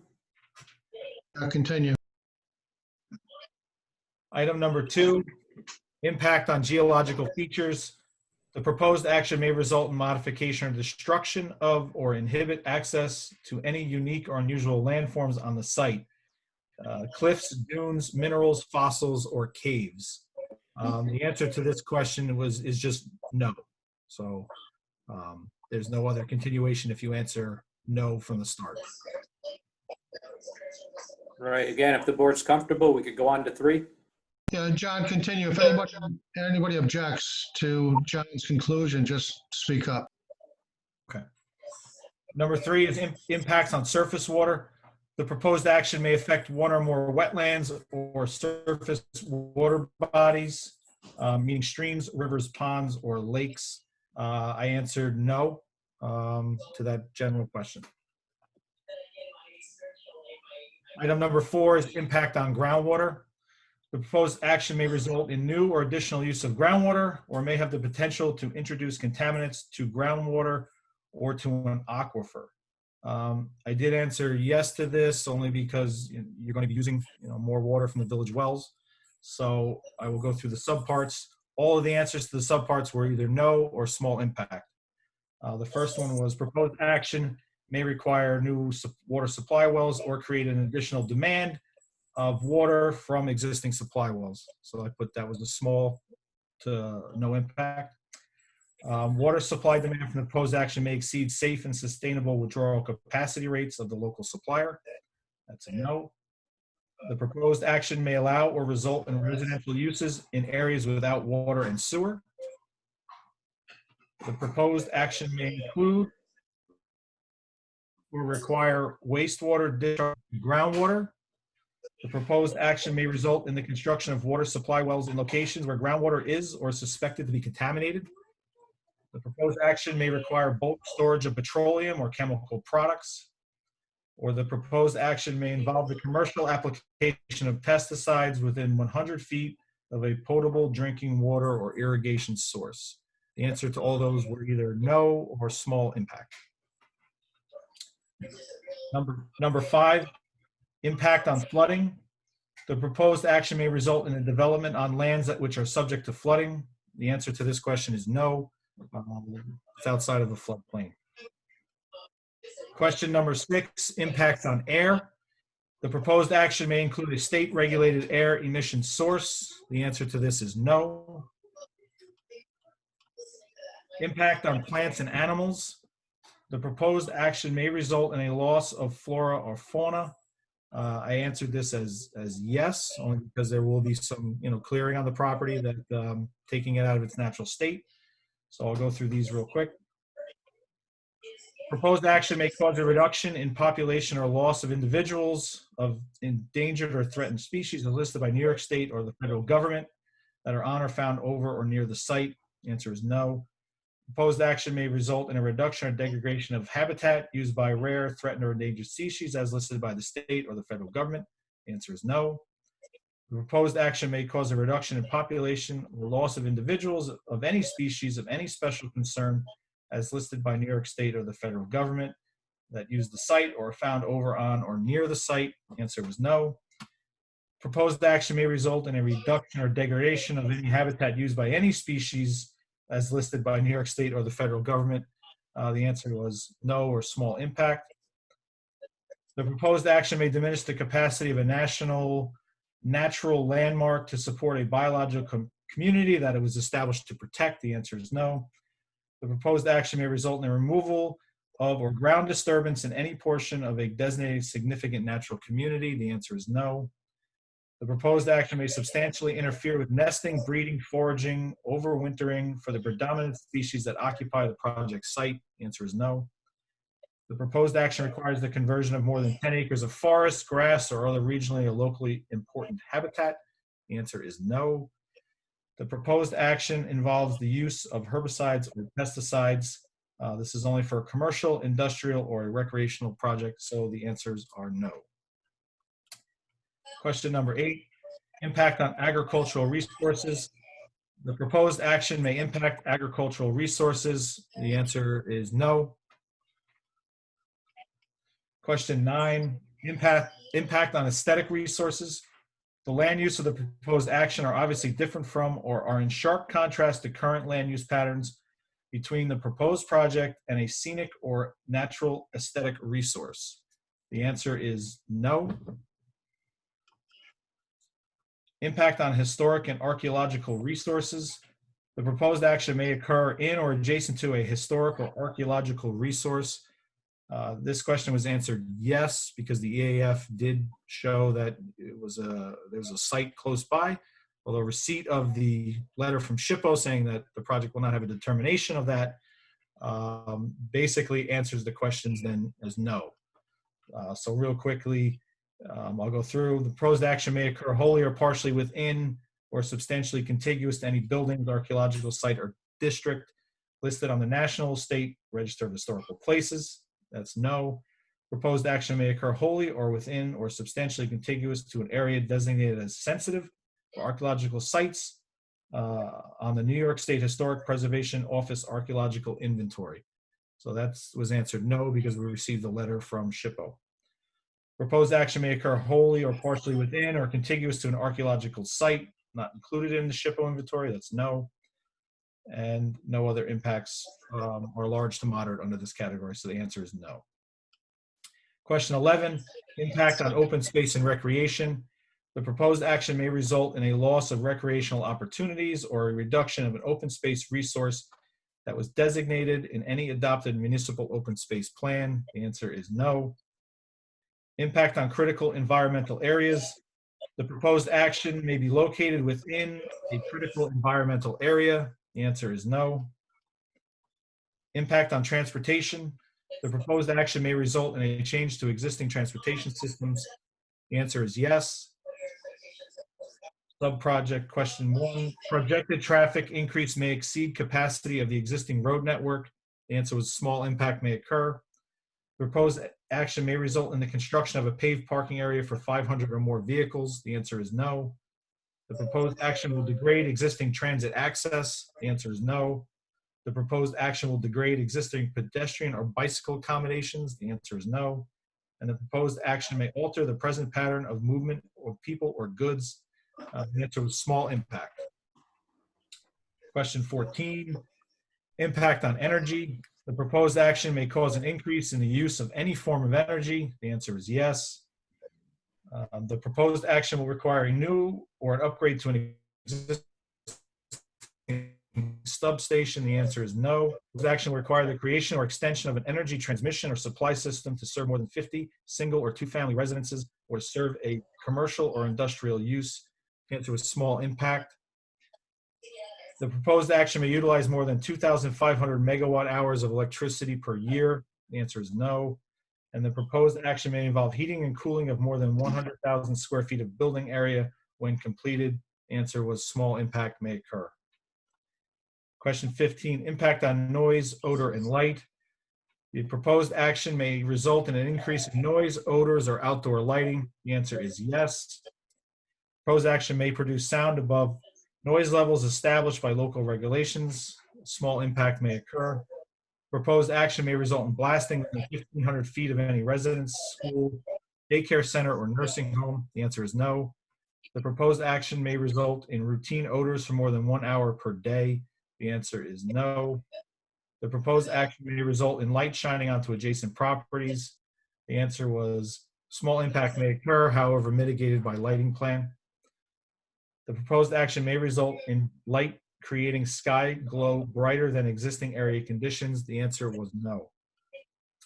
Question 16, impact on human health. the proposed action may have an impact on human health from exposure to new or existing sources of contamination. The answer was no. Question 17, consistency with community plans. The proposed action is not consistent with the adopted local land use plan. The answer is no. Consistency with community character. The proposed project is inconsistent with the existing community character. The answer is no. And that is the end of part 2.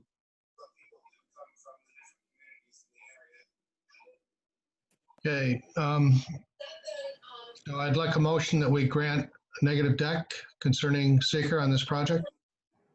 I'll second. I need a motion. I'll make the motion. Okay, I'll second it. Marissa, can you do the roll call, please?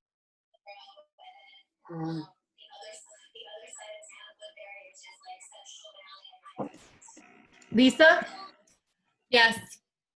Jay Trafton, Yes. Jay Wilkins, Jay Wilkins, okay. Zach Pearson, Yes. John Thompson, Yes. Stan. Yes. Stan, in light of that vote, and because the village board will review this environmental determination, either adopt it as their own or make their own findings, this particular neg deck should be formalized. And with your authorization, John and I will put together a formal neg deck and present it to you for signature. So authorized. The next order of business would be to schedule. The board believes that the plan is ready for that.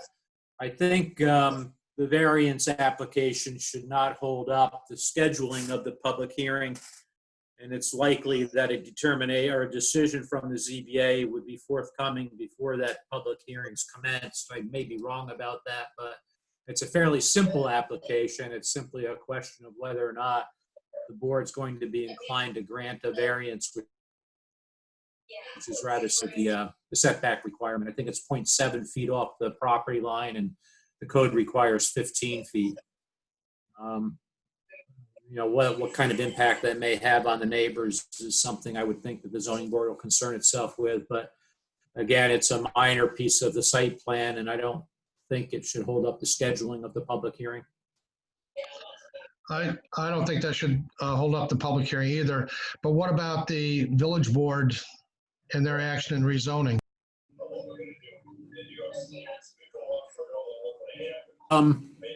You can proceed,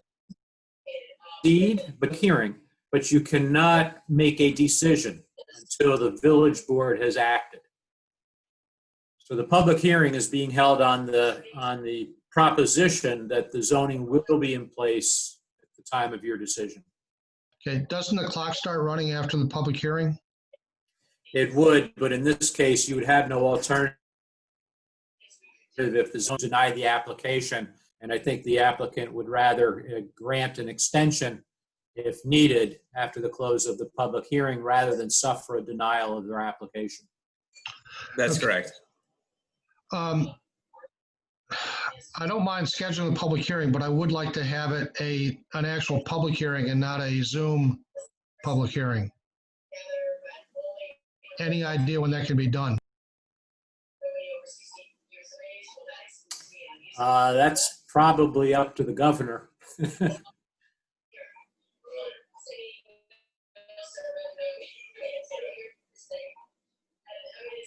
I think it would be at least the end of June.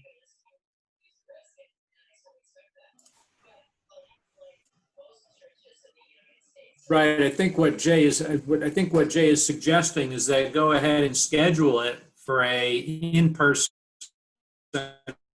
public hearing. If it can't be held on, the matter would simply be postponed to the next date. That's fine. Handling it, it's possible certainly that by your June meeting, the the stay-at-home suggestion will be lifted. I don't know, but Well, I would say let's schedule it for No, June. the governor's extended it. Let's schedule it for The June. governor's extended it to June 13th. What, Jay? The governor has extended it to June 13th. So our meeting would be after June 13th. 13th for any open buildings. So right now, holding the third Monday of the month, it's June 15th. And then the other available Mondays are the 22nd and the 29th. Does that give enough time to notice that it's a, location, everything for a public hearing, if we don't know it's going to be, if we're able to have it or not? yes, there's enough time. If you scheduled for June 15, we have enough time to do the publications and the notice. Okay, so I'd like a motion that we schedule a public hearing for June 15th at 7:30. And to be even a little more careful that we do it on the third floor where we can do social distancing if we have to. Stan, Yeah, if we have to postpone the public hearing, will the applicant have to resend all the notices? I don't think so, Robert. I think once it's noticed, if we open the public hearing and then just postpone it till the next meeting. Right. The notice would need to be sent to the media again, but a second not be required. I think that the issue that you're going to have here is we're going to publish a notice for an in-person meeting on the third floor, trying to maintain appropriate social distancing there. I don't know what kind of square footage that room would accommodate, and how many people from the public might be attending. This public hearing may garner some public interest. Well, if we couldn't have it on the third floor, I don't think there's any place we could have it. Not in the village hall. Social distance. You'd have to find a location and a facility willing to accommodate that number of people from the public and deal with the decontamination and cleansing issues that would follow.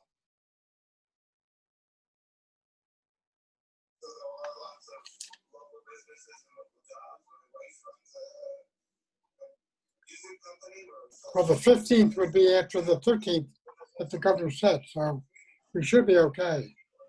Well, unless we have to keep social distancing. And is there any way in the notification to the public to have them submit back if they're planning on attending or not, so we could get a head count? You can make that request. I don't think you can require it. I think it runs afoul of the spirit of the open meetings law. Right. Almost to the extent- But if we can request it, that'd give us some idea. It would. We could request, but not require people who intend to attend to notify Village Hall so you could get a head count. Right, I think we should do that. And any ideas of how we should do that, Marissa? Because you're probably going to be in the middle of this. I'm not sure at the moment. Have to talk about it over with Dean and everybody. Okay. Well, they'll have a mailing list of the properties. I think you could put a note in the mailing saying that if you want to attend, that you have to call and make a. Right. I'm just saying, John, that who do they call? Is it going to be Marissa? Is it going to be Dean? Is it going to be, who are they going to call? Yeah, unfortunately, it's going to be either Marissa or Dean, whoever wants to take it. Well, John, if you're volunteering. I'll take the calls, no problem. Okay, so back, I like a motion that we schedule a public hearing for the third floor on what was it, June 15th at 7:30? I'm okay with that. You better write that down. You need to be there. Have a second? 6:15. Second. Okay, Marissa, can you do the roll call, please? Lisa? Jay Trafton? Yes. Jay Yes, Wilkins? Zach Pearson? Yes. John Thompson? Yes. Stan? Yes. Okay. So, Dean, you'll get us the information as far as the mailing notice stand as we've always done. Yes, I will. The village does all the mailing, so we will take care Oh, of okay. it and putting it in the paper. So, Did we drop it yet?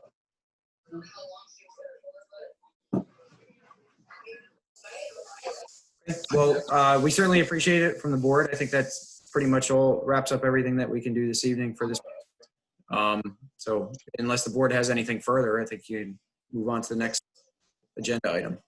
Okay, thank you, and thank you, Lou, for your patience. Thank you. Thank you so much for your consideration and all your help. Now, Marissa, I have not the next agenda item, but the following. Do you want me to stay on, or do you want me to log out and then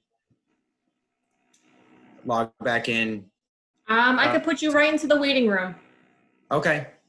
All right. See you Thanks. in a bit. Okay, next on the agenda is 30 Sherman Avenue, site plan special.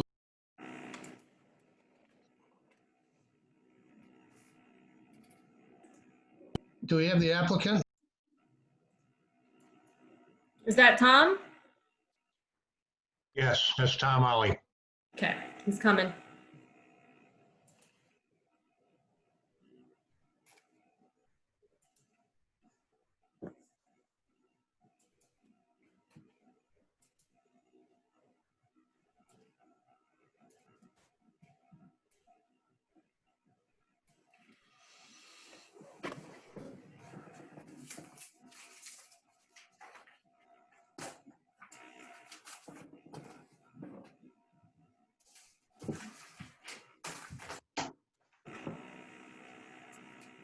I have to send Larry a nasty gram. I don't want to be behind him again.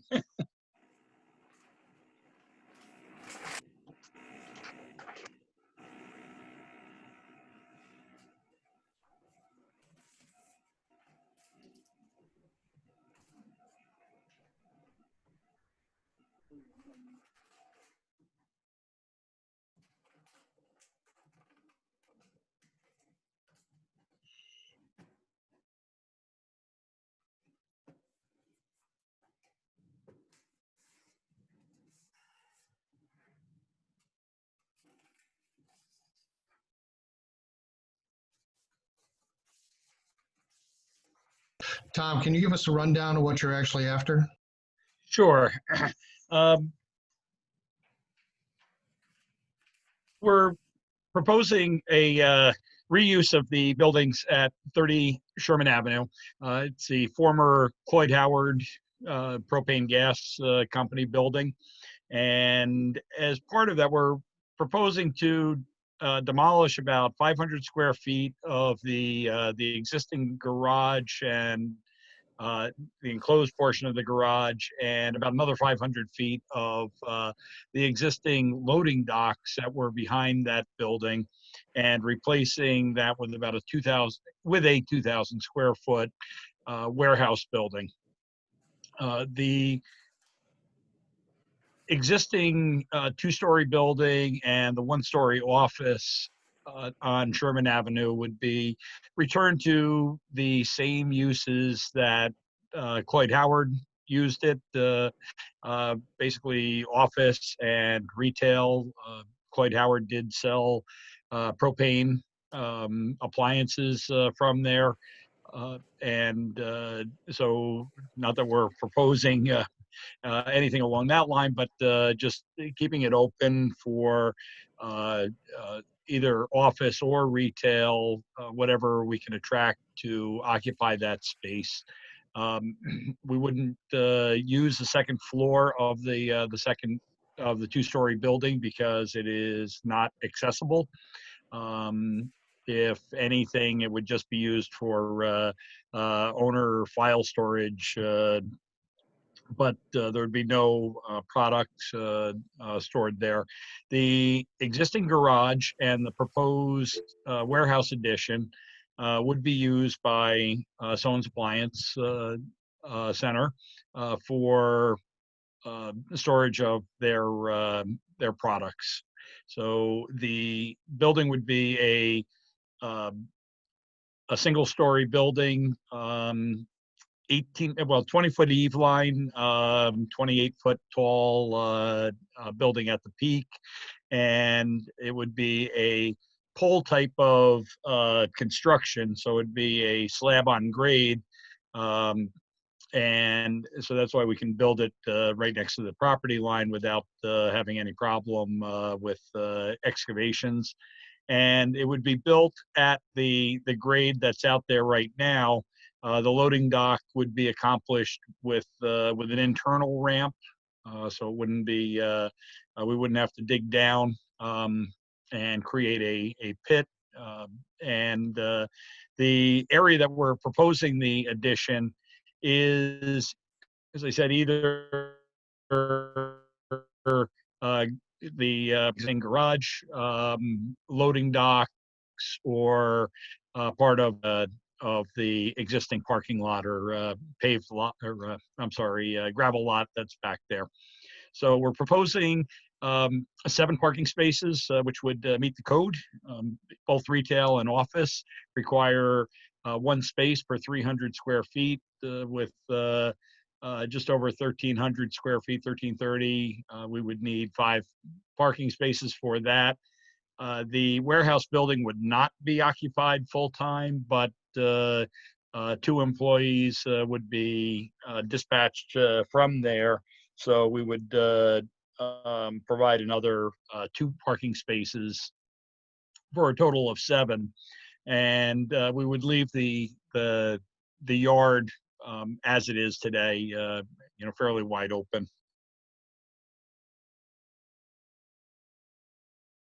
So that's a quick summary of what we're proposing. Okay, I'm looking at, I always see, I think 6 parking spaces, and you mentioned 7. The handicap counts as 1. Where's the handicap one? I don't see it. Directly behind the existing 1-story commercial building label. Just to the left of the paved driveway going in. It's the area that's kind of hatched.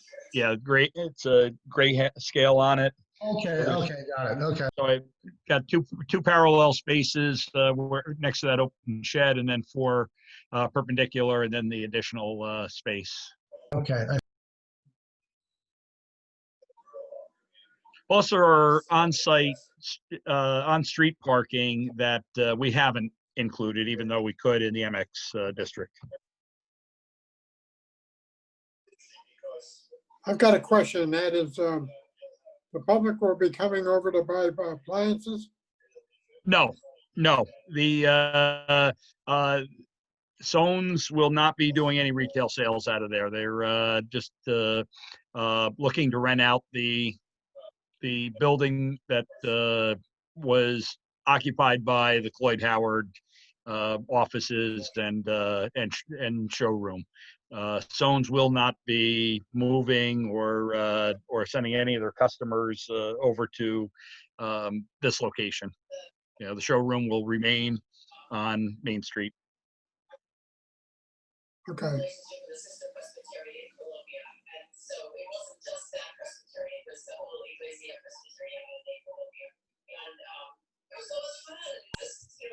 Did you get a copy of John's comments? I did.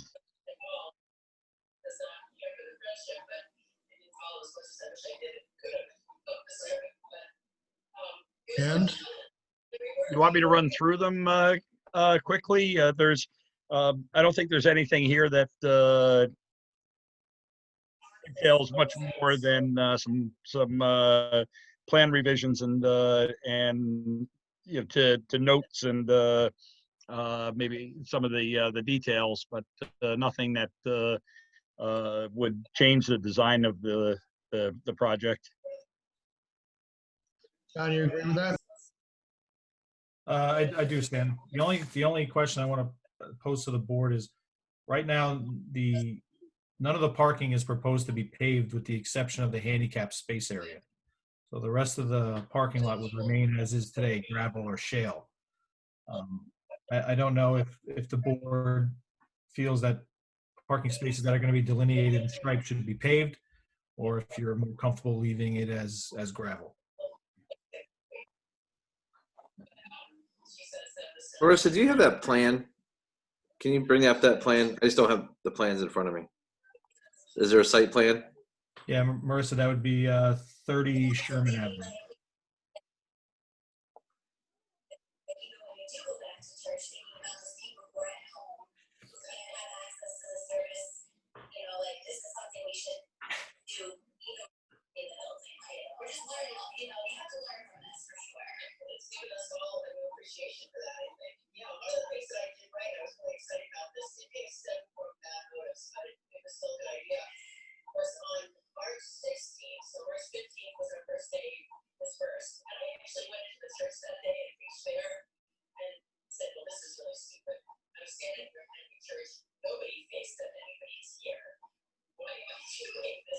John is correct in that we're only proposing to pave the accessible parking space and the access aisle for that, and tie that into the existing driveway to gain access to the front door.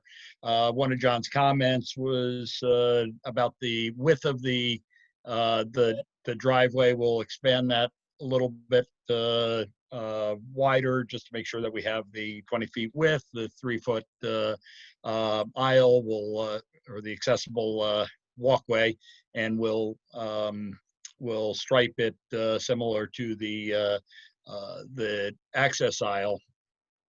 But the remainder of the lot, we would like to keep gravel, even though the stormwater regulations require us to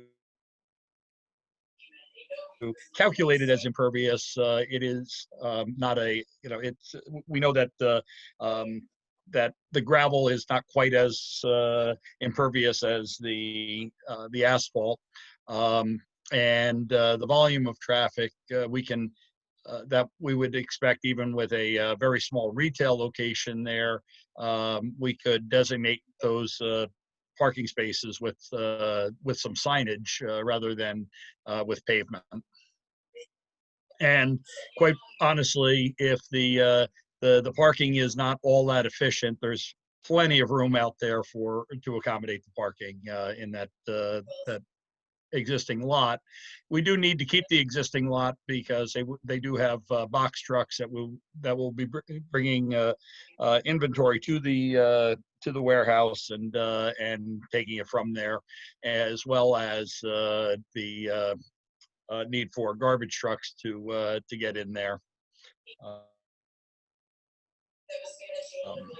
I will come back around to the trash needs for the owner when we finish with the parking discussion.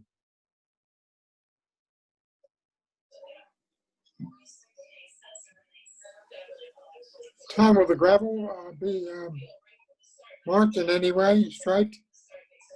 Well, we really can't mark the gravel itself with any striping, but we could put signs up at alongside the parking to delineate the spaces, and we can install bumper blocks that would help designate those for at least the perpendicular spaces. We wouldn't want to do that for the 2 parallel spaces coming in along the right-hand side. Okay. But quite frankly, we have such a large area there that even if people didn't park efficiently, there's still plenty of room there to accommodate those 7 parking spaces. So I think, I would ask you that you look at it as function over form. Will there be any exterior lighting? I'm sorry, Jay? Will there be any exterior lighting? I will have to discuss that with the owner. At this time, we had proposed none, but I will, I'll double check that with the owner. If anything, we may wind up with one building mounted light on the proposed building, one on the building near the handicap spot, and then perhaps a pole mounted light over by the other parking spaces. It would just be, low level, just to provide safety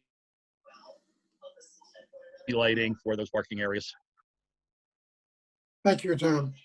You're welcome.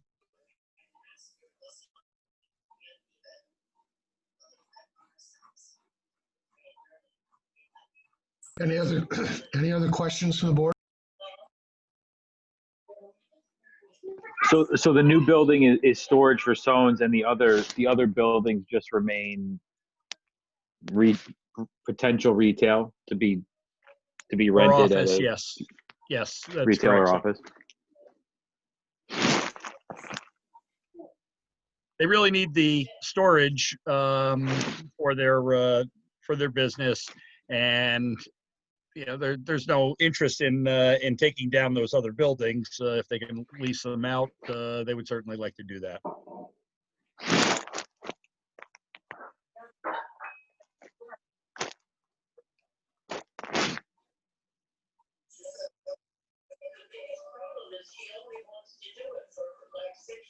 They're not going to store or park any trucks on the site?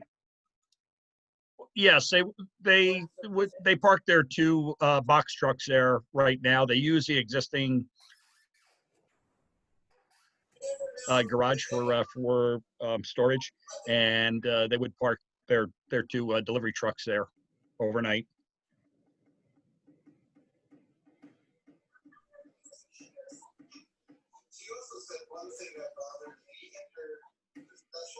I think they're 18-foot box trucks, something on that order.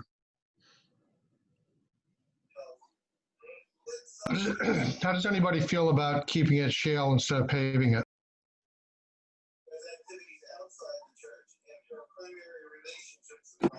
I don't see a problem with that. The paved areas will be in front of the garage and next to the building itself, right? It would be only in the for the handicap accessible parking and the access aisle there. We would keep the same gravel parking over at the by the proposed building. Yeah, I don't see a problem with that, but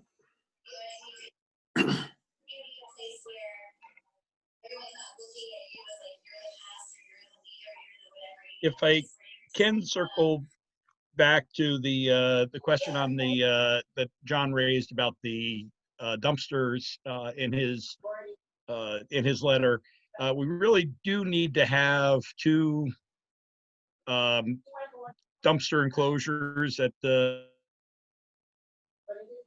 we actually have there right now, because one of them is the one in the middle of the site is for metal recycling and all of the used appliances that they remove from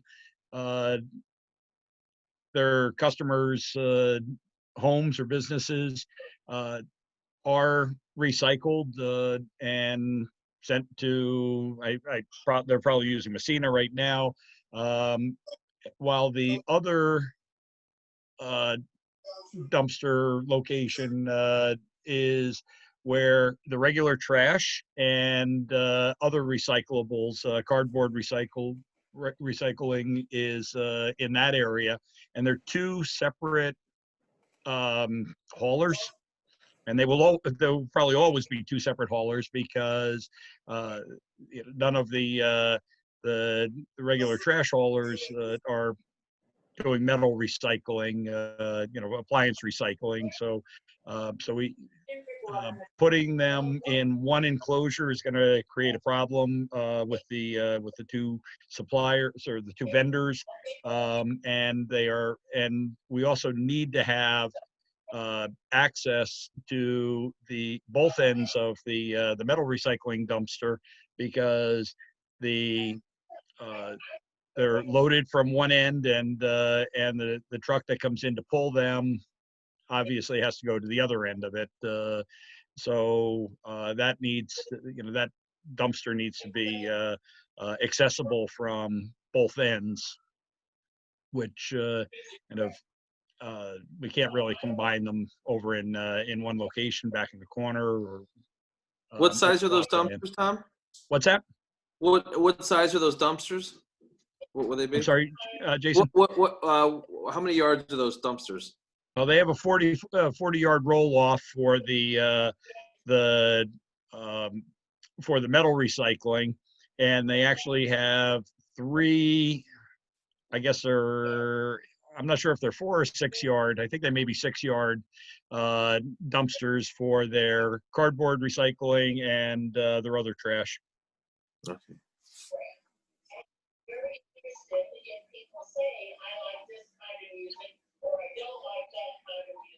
So the smaller dumpsters that are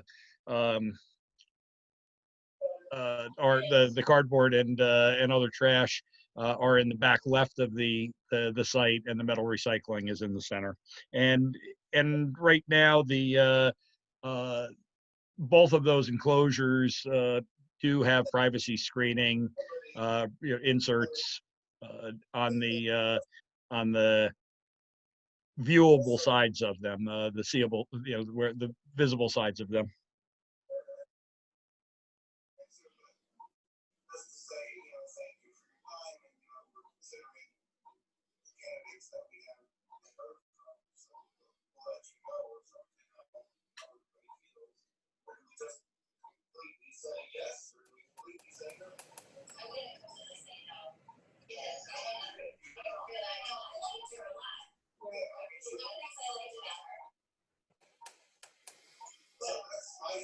Other questions?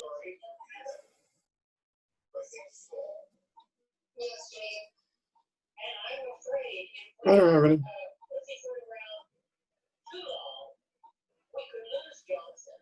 So Robert, the next step? Right, so I had given to you a memorandum back in April. So let me just run through a couple of items in no particular order other than the way I wrote them down here.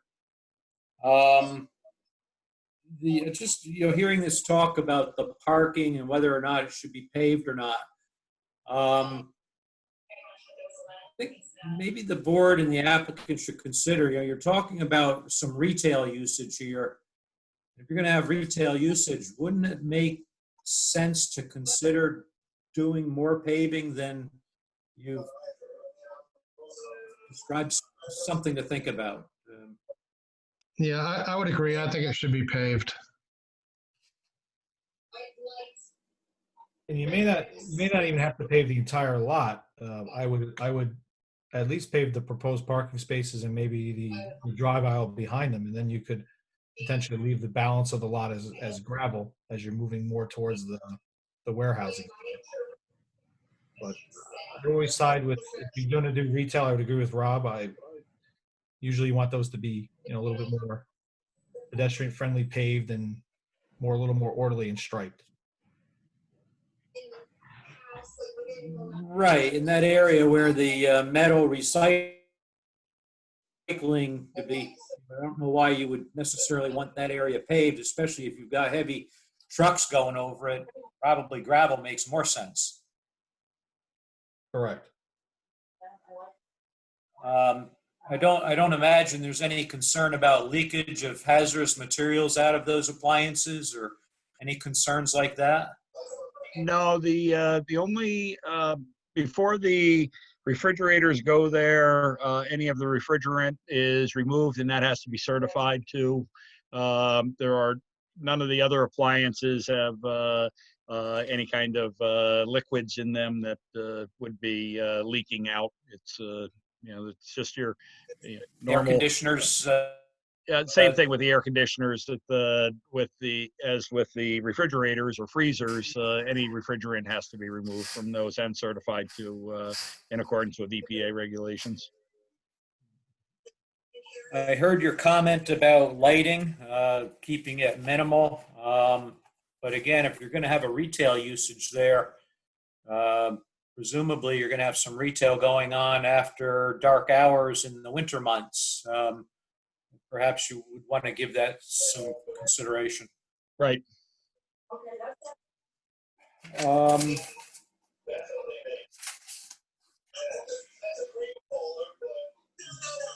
Whether or not, does this require a 239 referral, John? I think I highlighted Tin Brook. Yeah.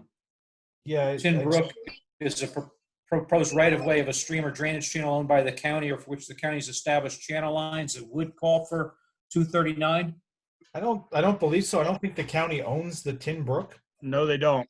So I don't think it needs a 239. And I double checked just to make sure that we don't hit any of those items under the 239. And even though the back end of Worcester's Grove heads over towards Hill Avenue, it's about 560 feet away from this property, so we're just beyond the any limits there on parkland, and we're not within 500 feet of a municipal boundary or state or county highway. I see a note to myself that on the EAF, question 12 should be explained. Question 12. That would be a SHPO question.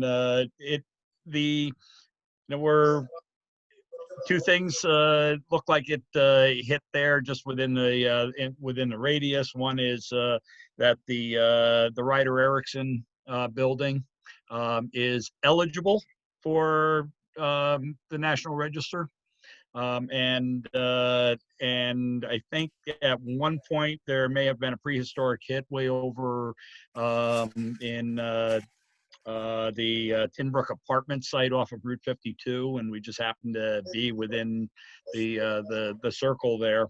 But any area that we're proposing work has previously been disturbed or constructed upon.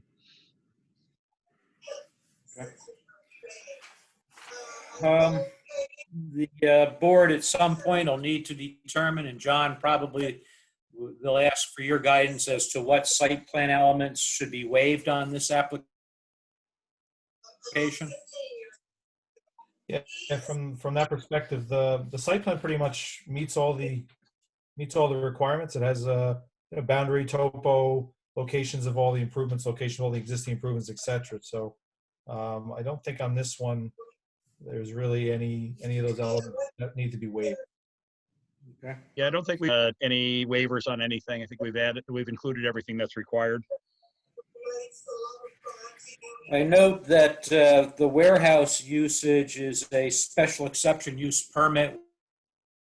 Yes. Which we'll be requiring on the application when the time comes, Mr. Chairman.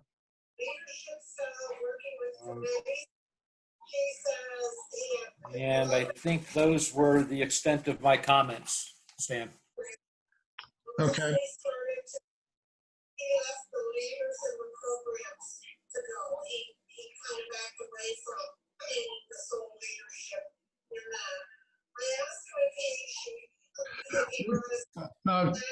What's the open shed on the right side? That was a shelter for the propane filling, and I consulted with my client today, and that will be removed, as well as those block pillars that are shown on the back right of the plan. That was some foundation for some other structure that was there for Cloyd Howard. Okay. So we'll designate those as to be removed. Would it make sense to the dumpster in the middle of the property to screen that from the Tin Brook too? Just for aesthetics on the Tin Brook? there's really no view shed from that side. It's the piece of property that's located to the north is owned by the applicant, and it's fairly thickly wooded, and that side is enclosed with a fence, but it's not doesn't have the privacy screening in it. Okay.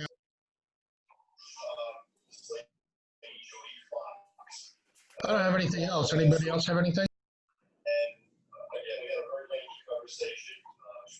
Stan, just one other item for secret purposes. The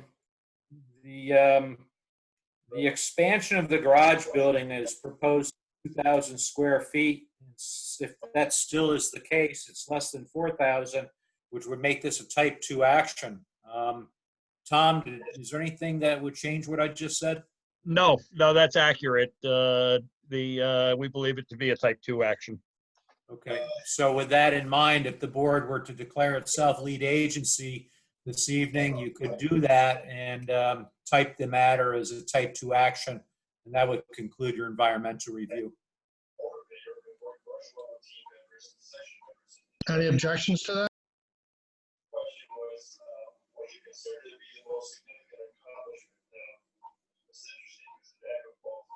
Then I guess what you're saying, I believe, Robert, is we can go right into seeker and list as at a type 2 and actually just proceed and do a negative deck on it too.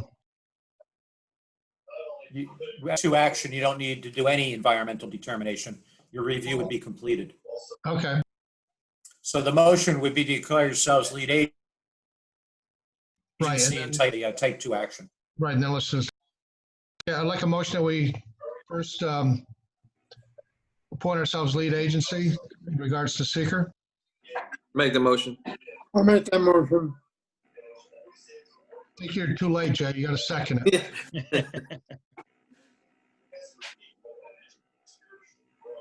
I think Jay seconded it. Marissa, can you do a roll call?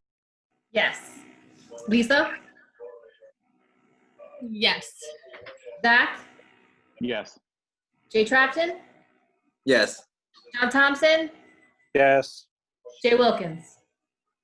Yes. And Stan? Yeah. Next, I'd like a motion that we determine this as a type 2 in regards to seeker. Make the motion. I'll second. Roll call. Yes.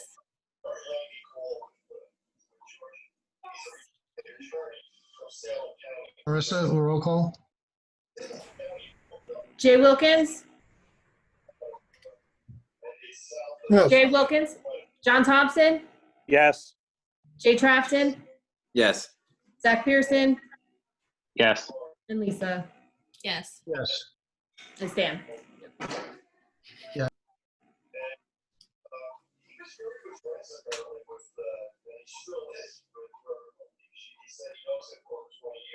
Since everything seems to be done on this, right, John? I mean, it's, except for maybe lighting and pavement. Yeah, if Tom doesn't have any other objections, Something you have on your phone. comments, it's minor cleanup technical items. I'm gonna find out what it is. Help me Besides with the paving, the board would have to decide on the paving, I would assume. Or Because CRH. Special That's exception. my job. Rob, Help do me, we still have to have a public hearing? You never notice what it's called? You have an app on your phone for it, and it's called helpmeohmygod.com. Yeah, by, well, CRH. Are they talking to you? We're listening to you, yes.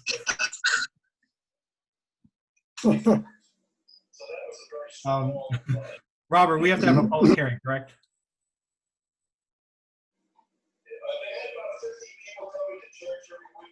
John, I believe that's correct because of the SEU. The SEU. So at this point, I believe we could you could schedule it, and then, Tom could make the changes, submit the revised plan prior to the public hearing. Do we require a public hearing on this? Yes, for special exception, yes. Yes. Robert, Robert, you're muted. Robert, I see your lips moving, but I don't hear anything. Well, most people would say that when you can't hear the lawyer, it's a good thing. At least you're Yeah, going. the warehouse uses a special exception use, and a public hearing is required on that aspect of the plan. Okay. So I guess we could schedule a public hearing. I don't see any reason not to, since we've taken action on seeker. So I'd like a motion that we schedule a public hearing for June 15th, commencing after the other public hearing we scheduled this evening for the third floor. Make a motion on that. Have a second? Second. Roll call? Lisa? Zach? Yes. Jay Trafton? Yes. John Thompson? Yes. Jay Wilkins? Yes. Stan? Yes.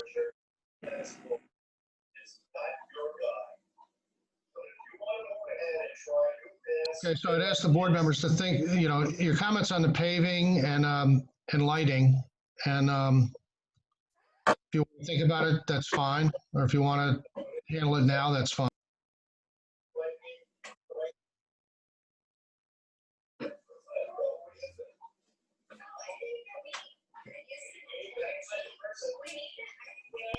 So I would say let's table that until the public hearing, we take it up at that time. Okay. Anything else? I have nothing to request of the board. I just want to thank you for conducting the virtual meeting and just keep things moving. We appreciate it. Thank you. Okay, have a good night, everybody. Take care.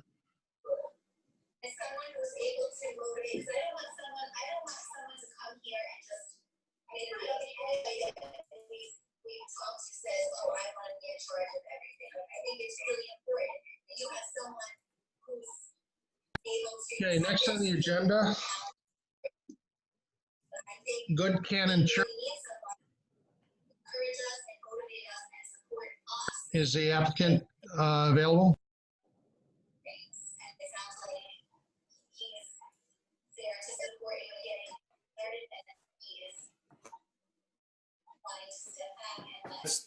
That's Larry Marshall's project. There he is.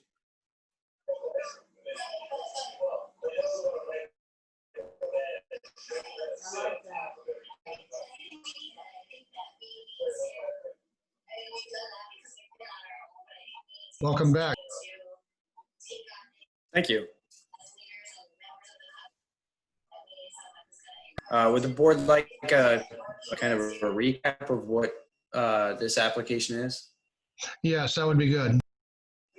Okay. So the old Methodist Church on Main Street has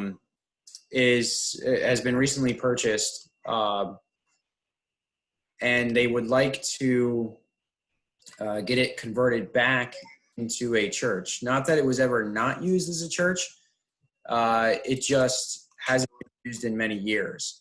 So what they're looking to do is be able to reclassify it as a church, utilize it in the capacity that it was previously used for, and basically try to fix up and maintain as much as is already there. We've provided a narrative from the planning board's review, a site plan, the full environmental assessment form, and then all the documentation associated with a standard application. For any of the general public's reference, this is the church that's one building off from the corner of Pine Street and Route 52. Dean may correct me, but I believe that it's been vacant for 10 plus years. Seems that about how long it's been vacant. So they're just looking to just reopen it in the manner that it was and do it in a similar capacity.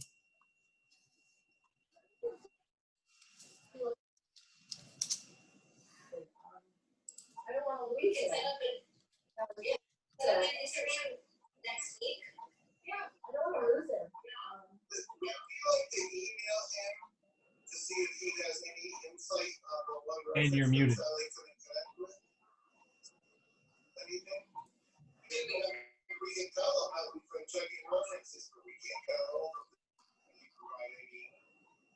Dean, is this the church that needs a lot of work, restoration work?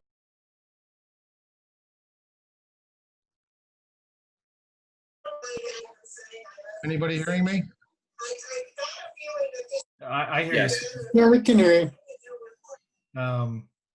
Dean? Stan was just asking, this church needs a lot of restoration work. I believe that's true. Yes, this church will have substantial work to bring it back to its former use. Larry, is the applicant aware of that? Yes, they are. They are looking to begin work on the roof immediately. As that is obviously an area. If the building continues to leak or yeah, obviously that's first and foremost is secure the outside, keep the element out of the building. But they are fully aware of the amount of work that's necessary.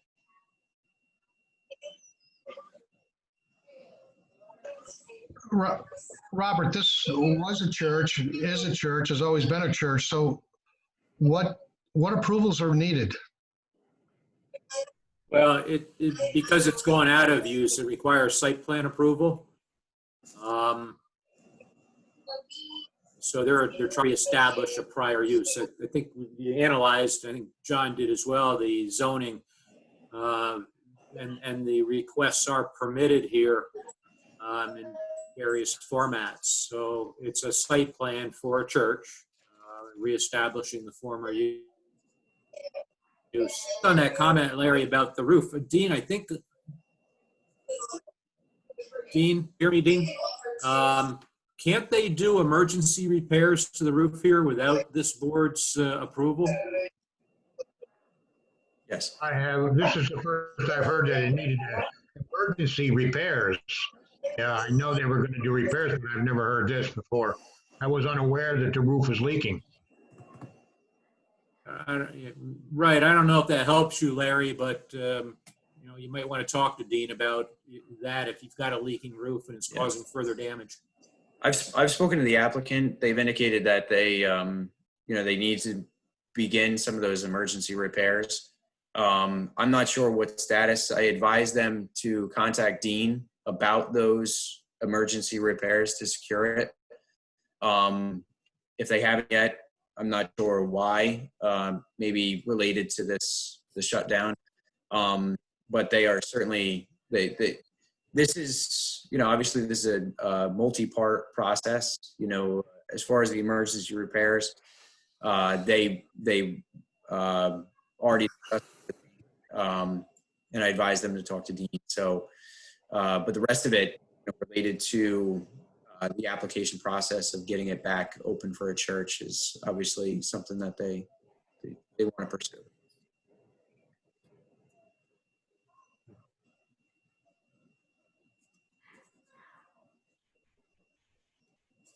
So Robert, what's the actual procedure to get this back to a church? I'm kind of confused. It requires a site plan review and approval from this board. They're looking for the church use. They're looking for associated parking across the street. They're looking for a use of an adjoining property. Is there any outside? It's also What was that, Stan? Any outside changes being done on the site plan, any changes? I believe, correct me if I'm wrong, Larry, you were redoing the handicap ramp? Yes. There's some repairs that need to be made. There's a retaining wall that's in disrepair, a walkway or two that's in disrepair. And I mentioned the handicap will need to be replaced. But those are repairs, right? Yeah, but you asked if there was changes, physical alterations obviously would be, they're repairs, but the idea is to maintain what's currently there. Will the sign need to be replaced Larry, will those need to be conforming with the new sign laws? I don't think that the applicant has Larry, any. the parking lot across the street, Mhm. What, parking lot across the street, are they gonna blacktop that, mark it? no, they don't have any plans to do that. They plan to maintain it as gravel. Maybe down the road, but currently they don't have any plans to change that. Okay, What was they're the gonna block off that exit going down to the municipal parking lot? I'm sorry, you cut out there, Jay. What was that? You can go right through that parking lot and end up down in the municipal lot. Hmm. Yeah, Jay, the village owns that right away there. They wouldn't be able to close. Oh, they it. do? Yeah. Okay. Okay, John. Jason, Larry, I don't think I answered your question. That's okay. I don't believe that they have any plans to change the sign that's there. I did not review it in relationship to the new sign law. Whether it conforms or not, but I don't believe that they're making any alterations. Yeah, I didn't know if internally lit or what, how that, if they had to update the sign because of the non-usage. I can. If they're going to use the sign, they would have to conform to today's sign code. So that would be something that would be reviewed. Okay, thank you.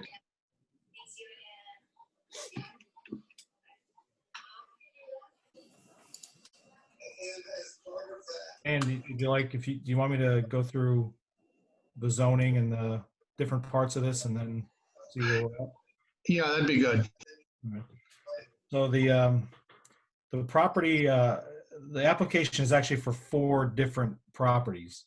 The first property is the property that actually contains the existing church building. That's about 0.6 acres in size. That property is located in the B3 zoning district. The second property is across the street at 52. That's the gravel parking lot now. It's about 0.19 acres in size. That property is located in the B3 zoning district. Then the house that's adjacent to the church on the corner of Pine and 52, that's part of the application. That's going to be the pastor's residence, and that is located in the R5 zoning district. And then there is a vacant lot, a little tiny vacant lot behind the house, adjacent to the church in the rear. Very tiny, like 0.06 acres. That's in the R5 and is proposed to remain as a vacant parcel, I would assume. So we got 2 properties in the B3 zone and 2 properties in the R5 zone. A church and a religious facility is allowed in the B3 zone, but it's as a special exception use. And then off-site parking area is allowed within the B3 zone as a permitted use, as long as it meets the regulations of the off-site, off-street parking and loading requirements. The existing residential dwelling is a permitted use in the R5 district, either as a single-family dwelling or as a special exception use as a nonprofit. So either scenario, how that gets classified, whether it's a single-family home for the pastor or if it's classified as a nonprofit, the only determination is one is permitted and one is permitted by special exception. So all of those combinations together, all of this is permitted in one fashion or another, whether by special exception or by permitted use. We have a couple outside agencies that could be involved. One is Orange County Department of Planning. We're right along 52, so we will need a 239 referral. I'll let Robert expand upon potential variances because of a section in the code for special exception permits for churches that require that all building and structures be at least 50 feet from a property line and that the lot coverage shall not exceed 20 feet. And I don't know if the church property meets that or not without that. The other item is that the church itself is listed on the state historic register. So any improvements or repairs to the church or the church property are subject to SHPO's review and approval, I would assume. And then the other thing was, I'd like to discuss with the board, because of the reuse as a church, I don't know if the board would like to consider a possible pedestrian crosswalk leading from that gravel parking lot or the entrance at Oak Street across directly to the church rather than going down and all the way around and up. So if that was something that the board would like to consider, that would involve DOT because it's on 52. So right now, those are the 4 agencies that I think are boards that are involved with this. We did get a long form EAF, and it has to be, this is a type 1 action only because the property is listed on the National Historic Register of Historic Places. We did provide some comments on that for Larry. And then if you'd like, I can either wait and go through the site plan comments, or we can talk overall about what the zoning is. John, I have one question. That is, are they going to change the freestanding sign? That was one of my questions. I had asked, is the sign is proposed or is the existing sign to be used in its current form? Right now, the site plan, it shows the sign, but it doesn't say what's to become. Is the sign part of the historic? Okay. That I'm unsure of. I think the historic only covers the building. So I don't know if it covers the sign or not. It could.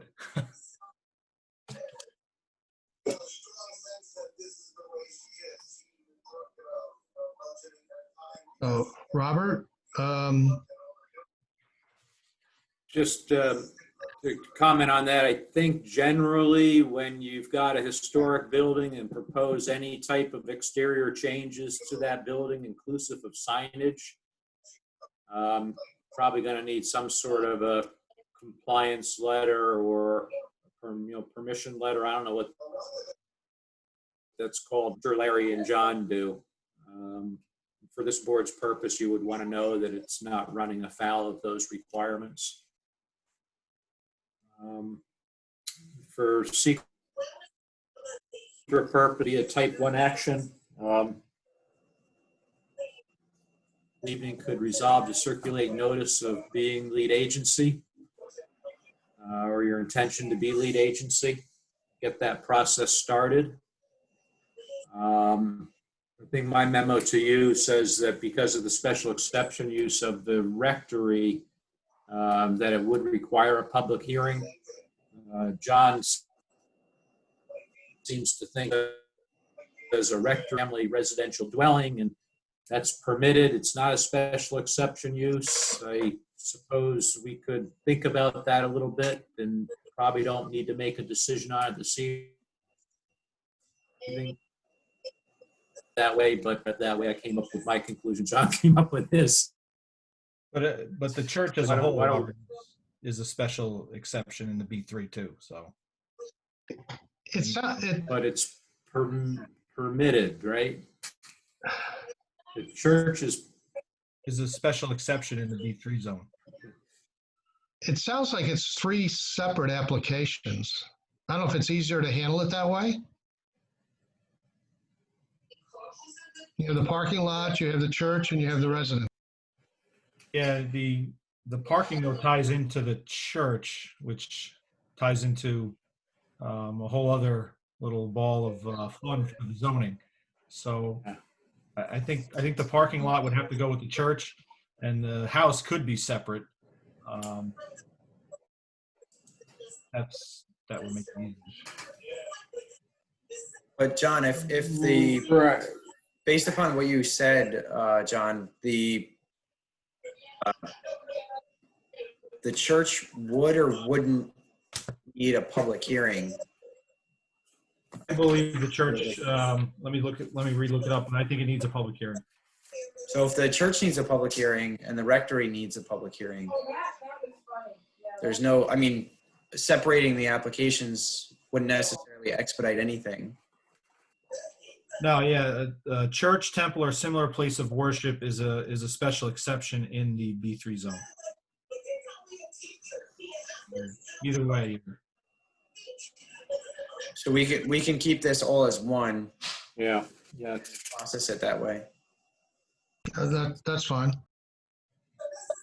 I mean, regardless, the seeker would have to, the seeker regulations mandate that you review it all. But you have to take it as a whole, yeah. Yeah. Okay, so I would like a motion that we adopt lead agency in regard to seeker as a type 1 action. Right, at this juncture, it would be a motion to circulate notice of your intent to be lead agency. Okay, of our intent, okay. I'll make the motion. Second. I'll second it. Melissa, roll call? Lisa? Yes. Jay Wilkins? Jay Wilkins? Yes, John Thompson? Yes. Jay Trafton? yes. Yes. And Stan?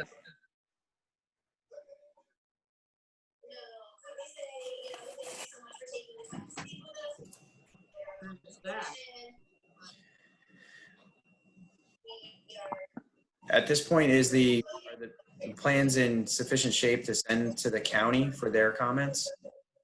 John? No, I don't believe so. I think at a minimum, you're gonna have to update the bulk tables, actually provide the actual values. I would also get the revisions to the EAF completed before we send those to the county. Is that something that can be submitted subject to, or do you want to get your eyes on them before they get sent to? Is it something that the board, basically, provided that we submit those documents, the board could then circulate, or do you want to see them again? I'd like to see them again. Okay. I don't think the board has to see them as long as John sees them. So just to clarify, the board would be okay with sending it to the county once John signs off on it? I think so. Okay. If anybody objects, please speak. Just on this, it seems to me the county is going to take an interest in the crosswalk issue that John raised, whether or not that should be on the plan or not. And if the board decides that that is something you want, I think the county would want to see that. I think I'd want to see a crosswalk, yes. Isn't there a crosswalk at the corner? At Pine Street, yes, there's a crosswalk at Pine Street. Yep. Okay, So this would be a mid-block crossing, which based upon our experience with DOT is they're very against them, just because of the unregulated nature of the crosswalk. People are generally not, if there's a side street, they pay a little bit more attention to pedestrians. Without that side street or any sort of controls, like a stop sign, yield sign, DOT has been reluctant to provide those crosswalks. We can reach out to them if the board decides to ask, add that to the plans, but ultimately it's going to be DOT. Right. The DOT will weigh in on that for sure. Yeah, I think it's good to add it on the plan. If they say no, then it's no.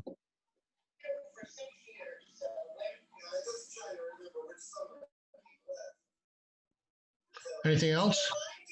I mean, I would like to add that since the church was in existence since, I don't know, 1800s, there's never been a crosswalk there. So, it operated fine up until it closed 10 years ago. I don't think there were many cars there back then either. True, 10 years ago. but there was 10 years ago. I just think people, including myself, are lazy, and you would cross there. You wouldn't walk down to the corner and cross. I would like I to don't see a disagree. crosswalk there too. I don't disagree with that fact at all, Stan. What it is when you put a crosswalk in, DOT has signed off that that's a safe crossing for pedestrians. And that's really what the liability falls on, is Is that DOT. where school kids cross? You can safely cross in that area. I If you don't take it know. upon yourself to cross in that area If in the a school kids cross there, non-designated pedestrian crosswalk, that's on you. The liability is on you, the person that's crossing in that talking area. Pine Street. It's just different when you actually You know what provide Pine a Street is by the striped synagogue? crosswalk area.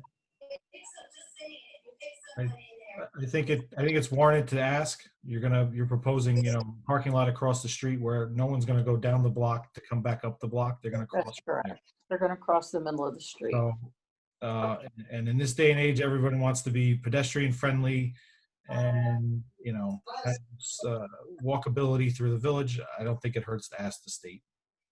Okay. Like I said, don't have a problem requesting it from the state. I just, I don't believe that DOT will ultimately approve it. Okay, so noted. Anything else? Just one last item on this, Mr. Chairman, and I just want to touch base with Robert on the potential for the variances because the church is a special exception. Would it be? Yeah, confessional. I really didn't study it. I saw it when I was reviewing the thing, and I wasn't sure about the bulk table and layout, so I haven't analyzed whether or not a variance is needed. Larry, did you have any preliminary thought on it? No, I did not. I'm in the same boat as you. I have not reviewed it. It is, under the special exceptions, they call it individual uses. And the church is called out, and it's got two requirements. All the buildings have to be 50 feet from a property line, and that the lot coverage can't exceed 20%. Now, I don't know if that falls as pre-existing non-conforming use because it's been there and we're not adding anything, or we need to get a variance because we're reissuing the use to the site. Certainly would be a pre-existing non-conforming or non-conformity. It may have been lost because it's not how many years. I'll have to take a look at it and answer back. Ultimately, Rob, if you look at it and determine that we require a variance, that's something that we can just apply to the ZBA for. Do we need a referral from anyone?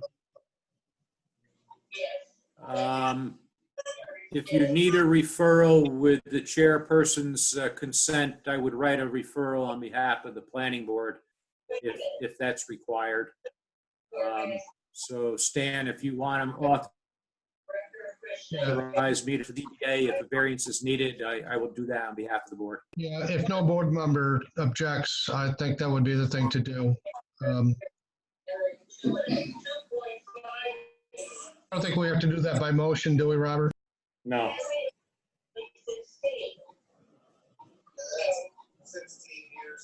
Okay. Anything else? I don't have anything further. Okay. Next topic.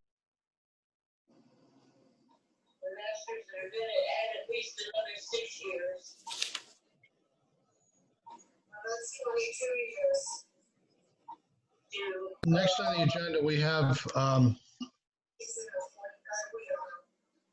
Mills Paul Court.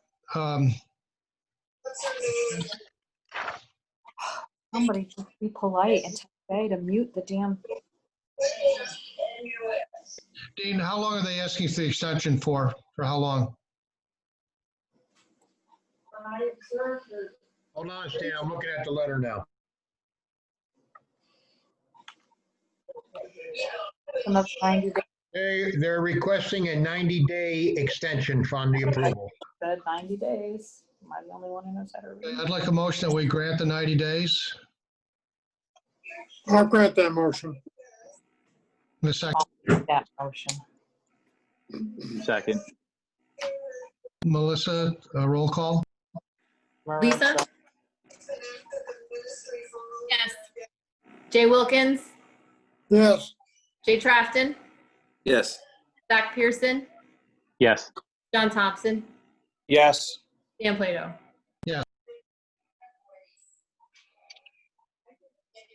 Next is the extension of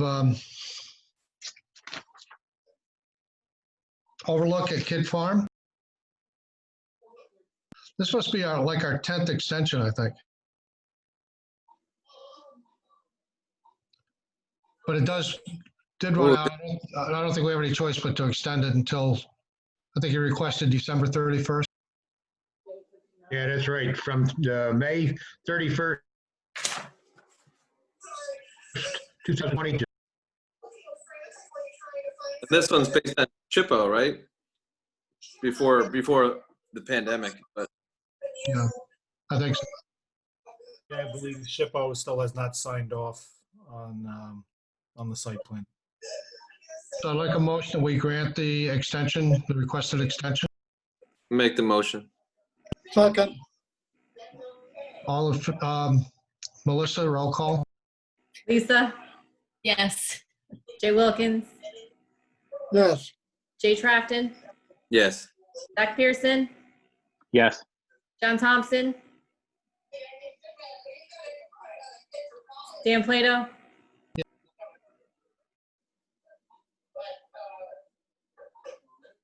Anything else before the board? Not, If there isn't, I'd like a motion to adjourn. I'll make that motion. Second.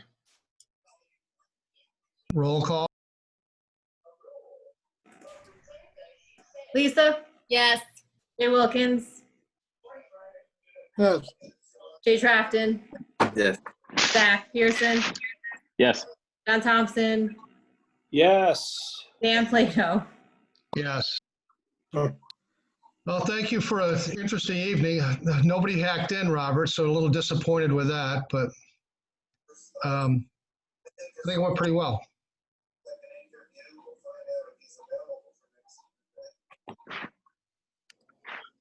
We did it. We did it. we made it. All Good sign off. night. Good night. Good night, Let's go. everyone. Thanks, everybody. Take care, it went very smooth. good night.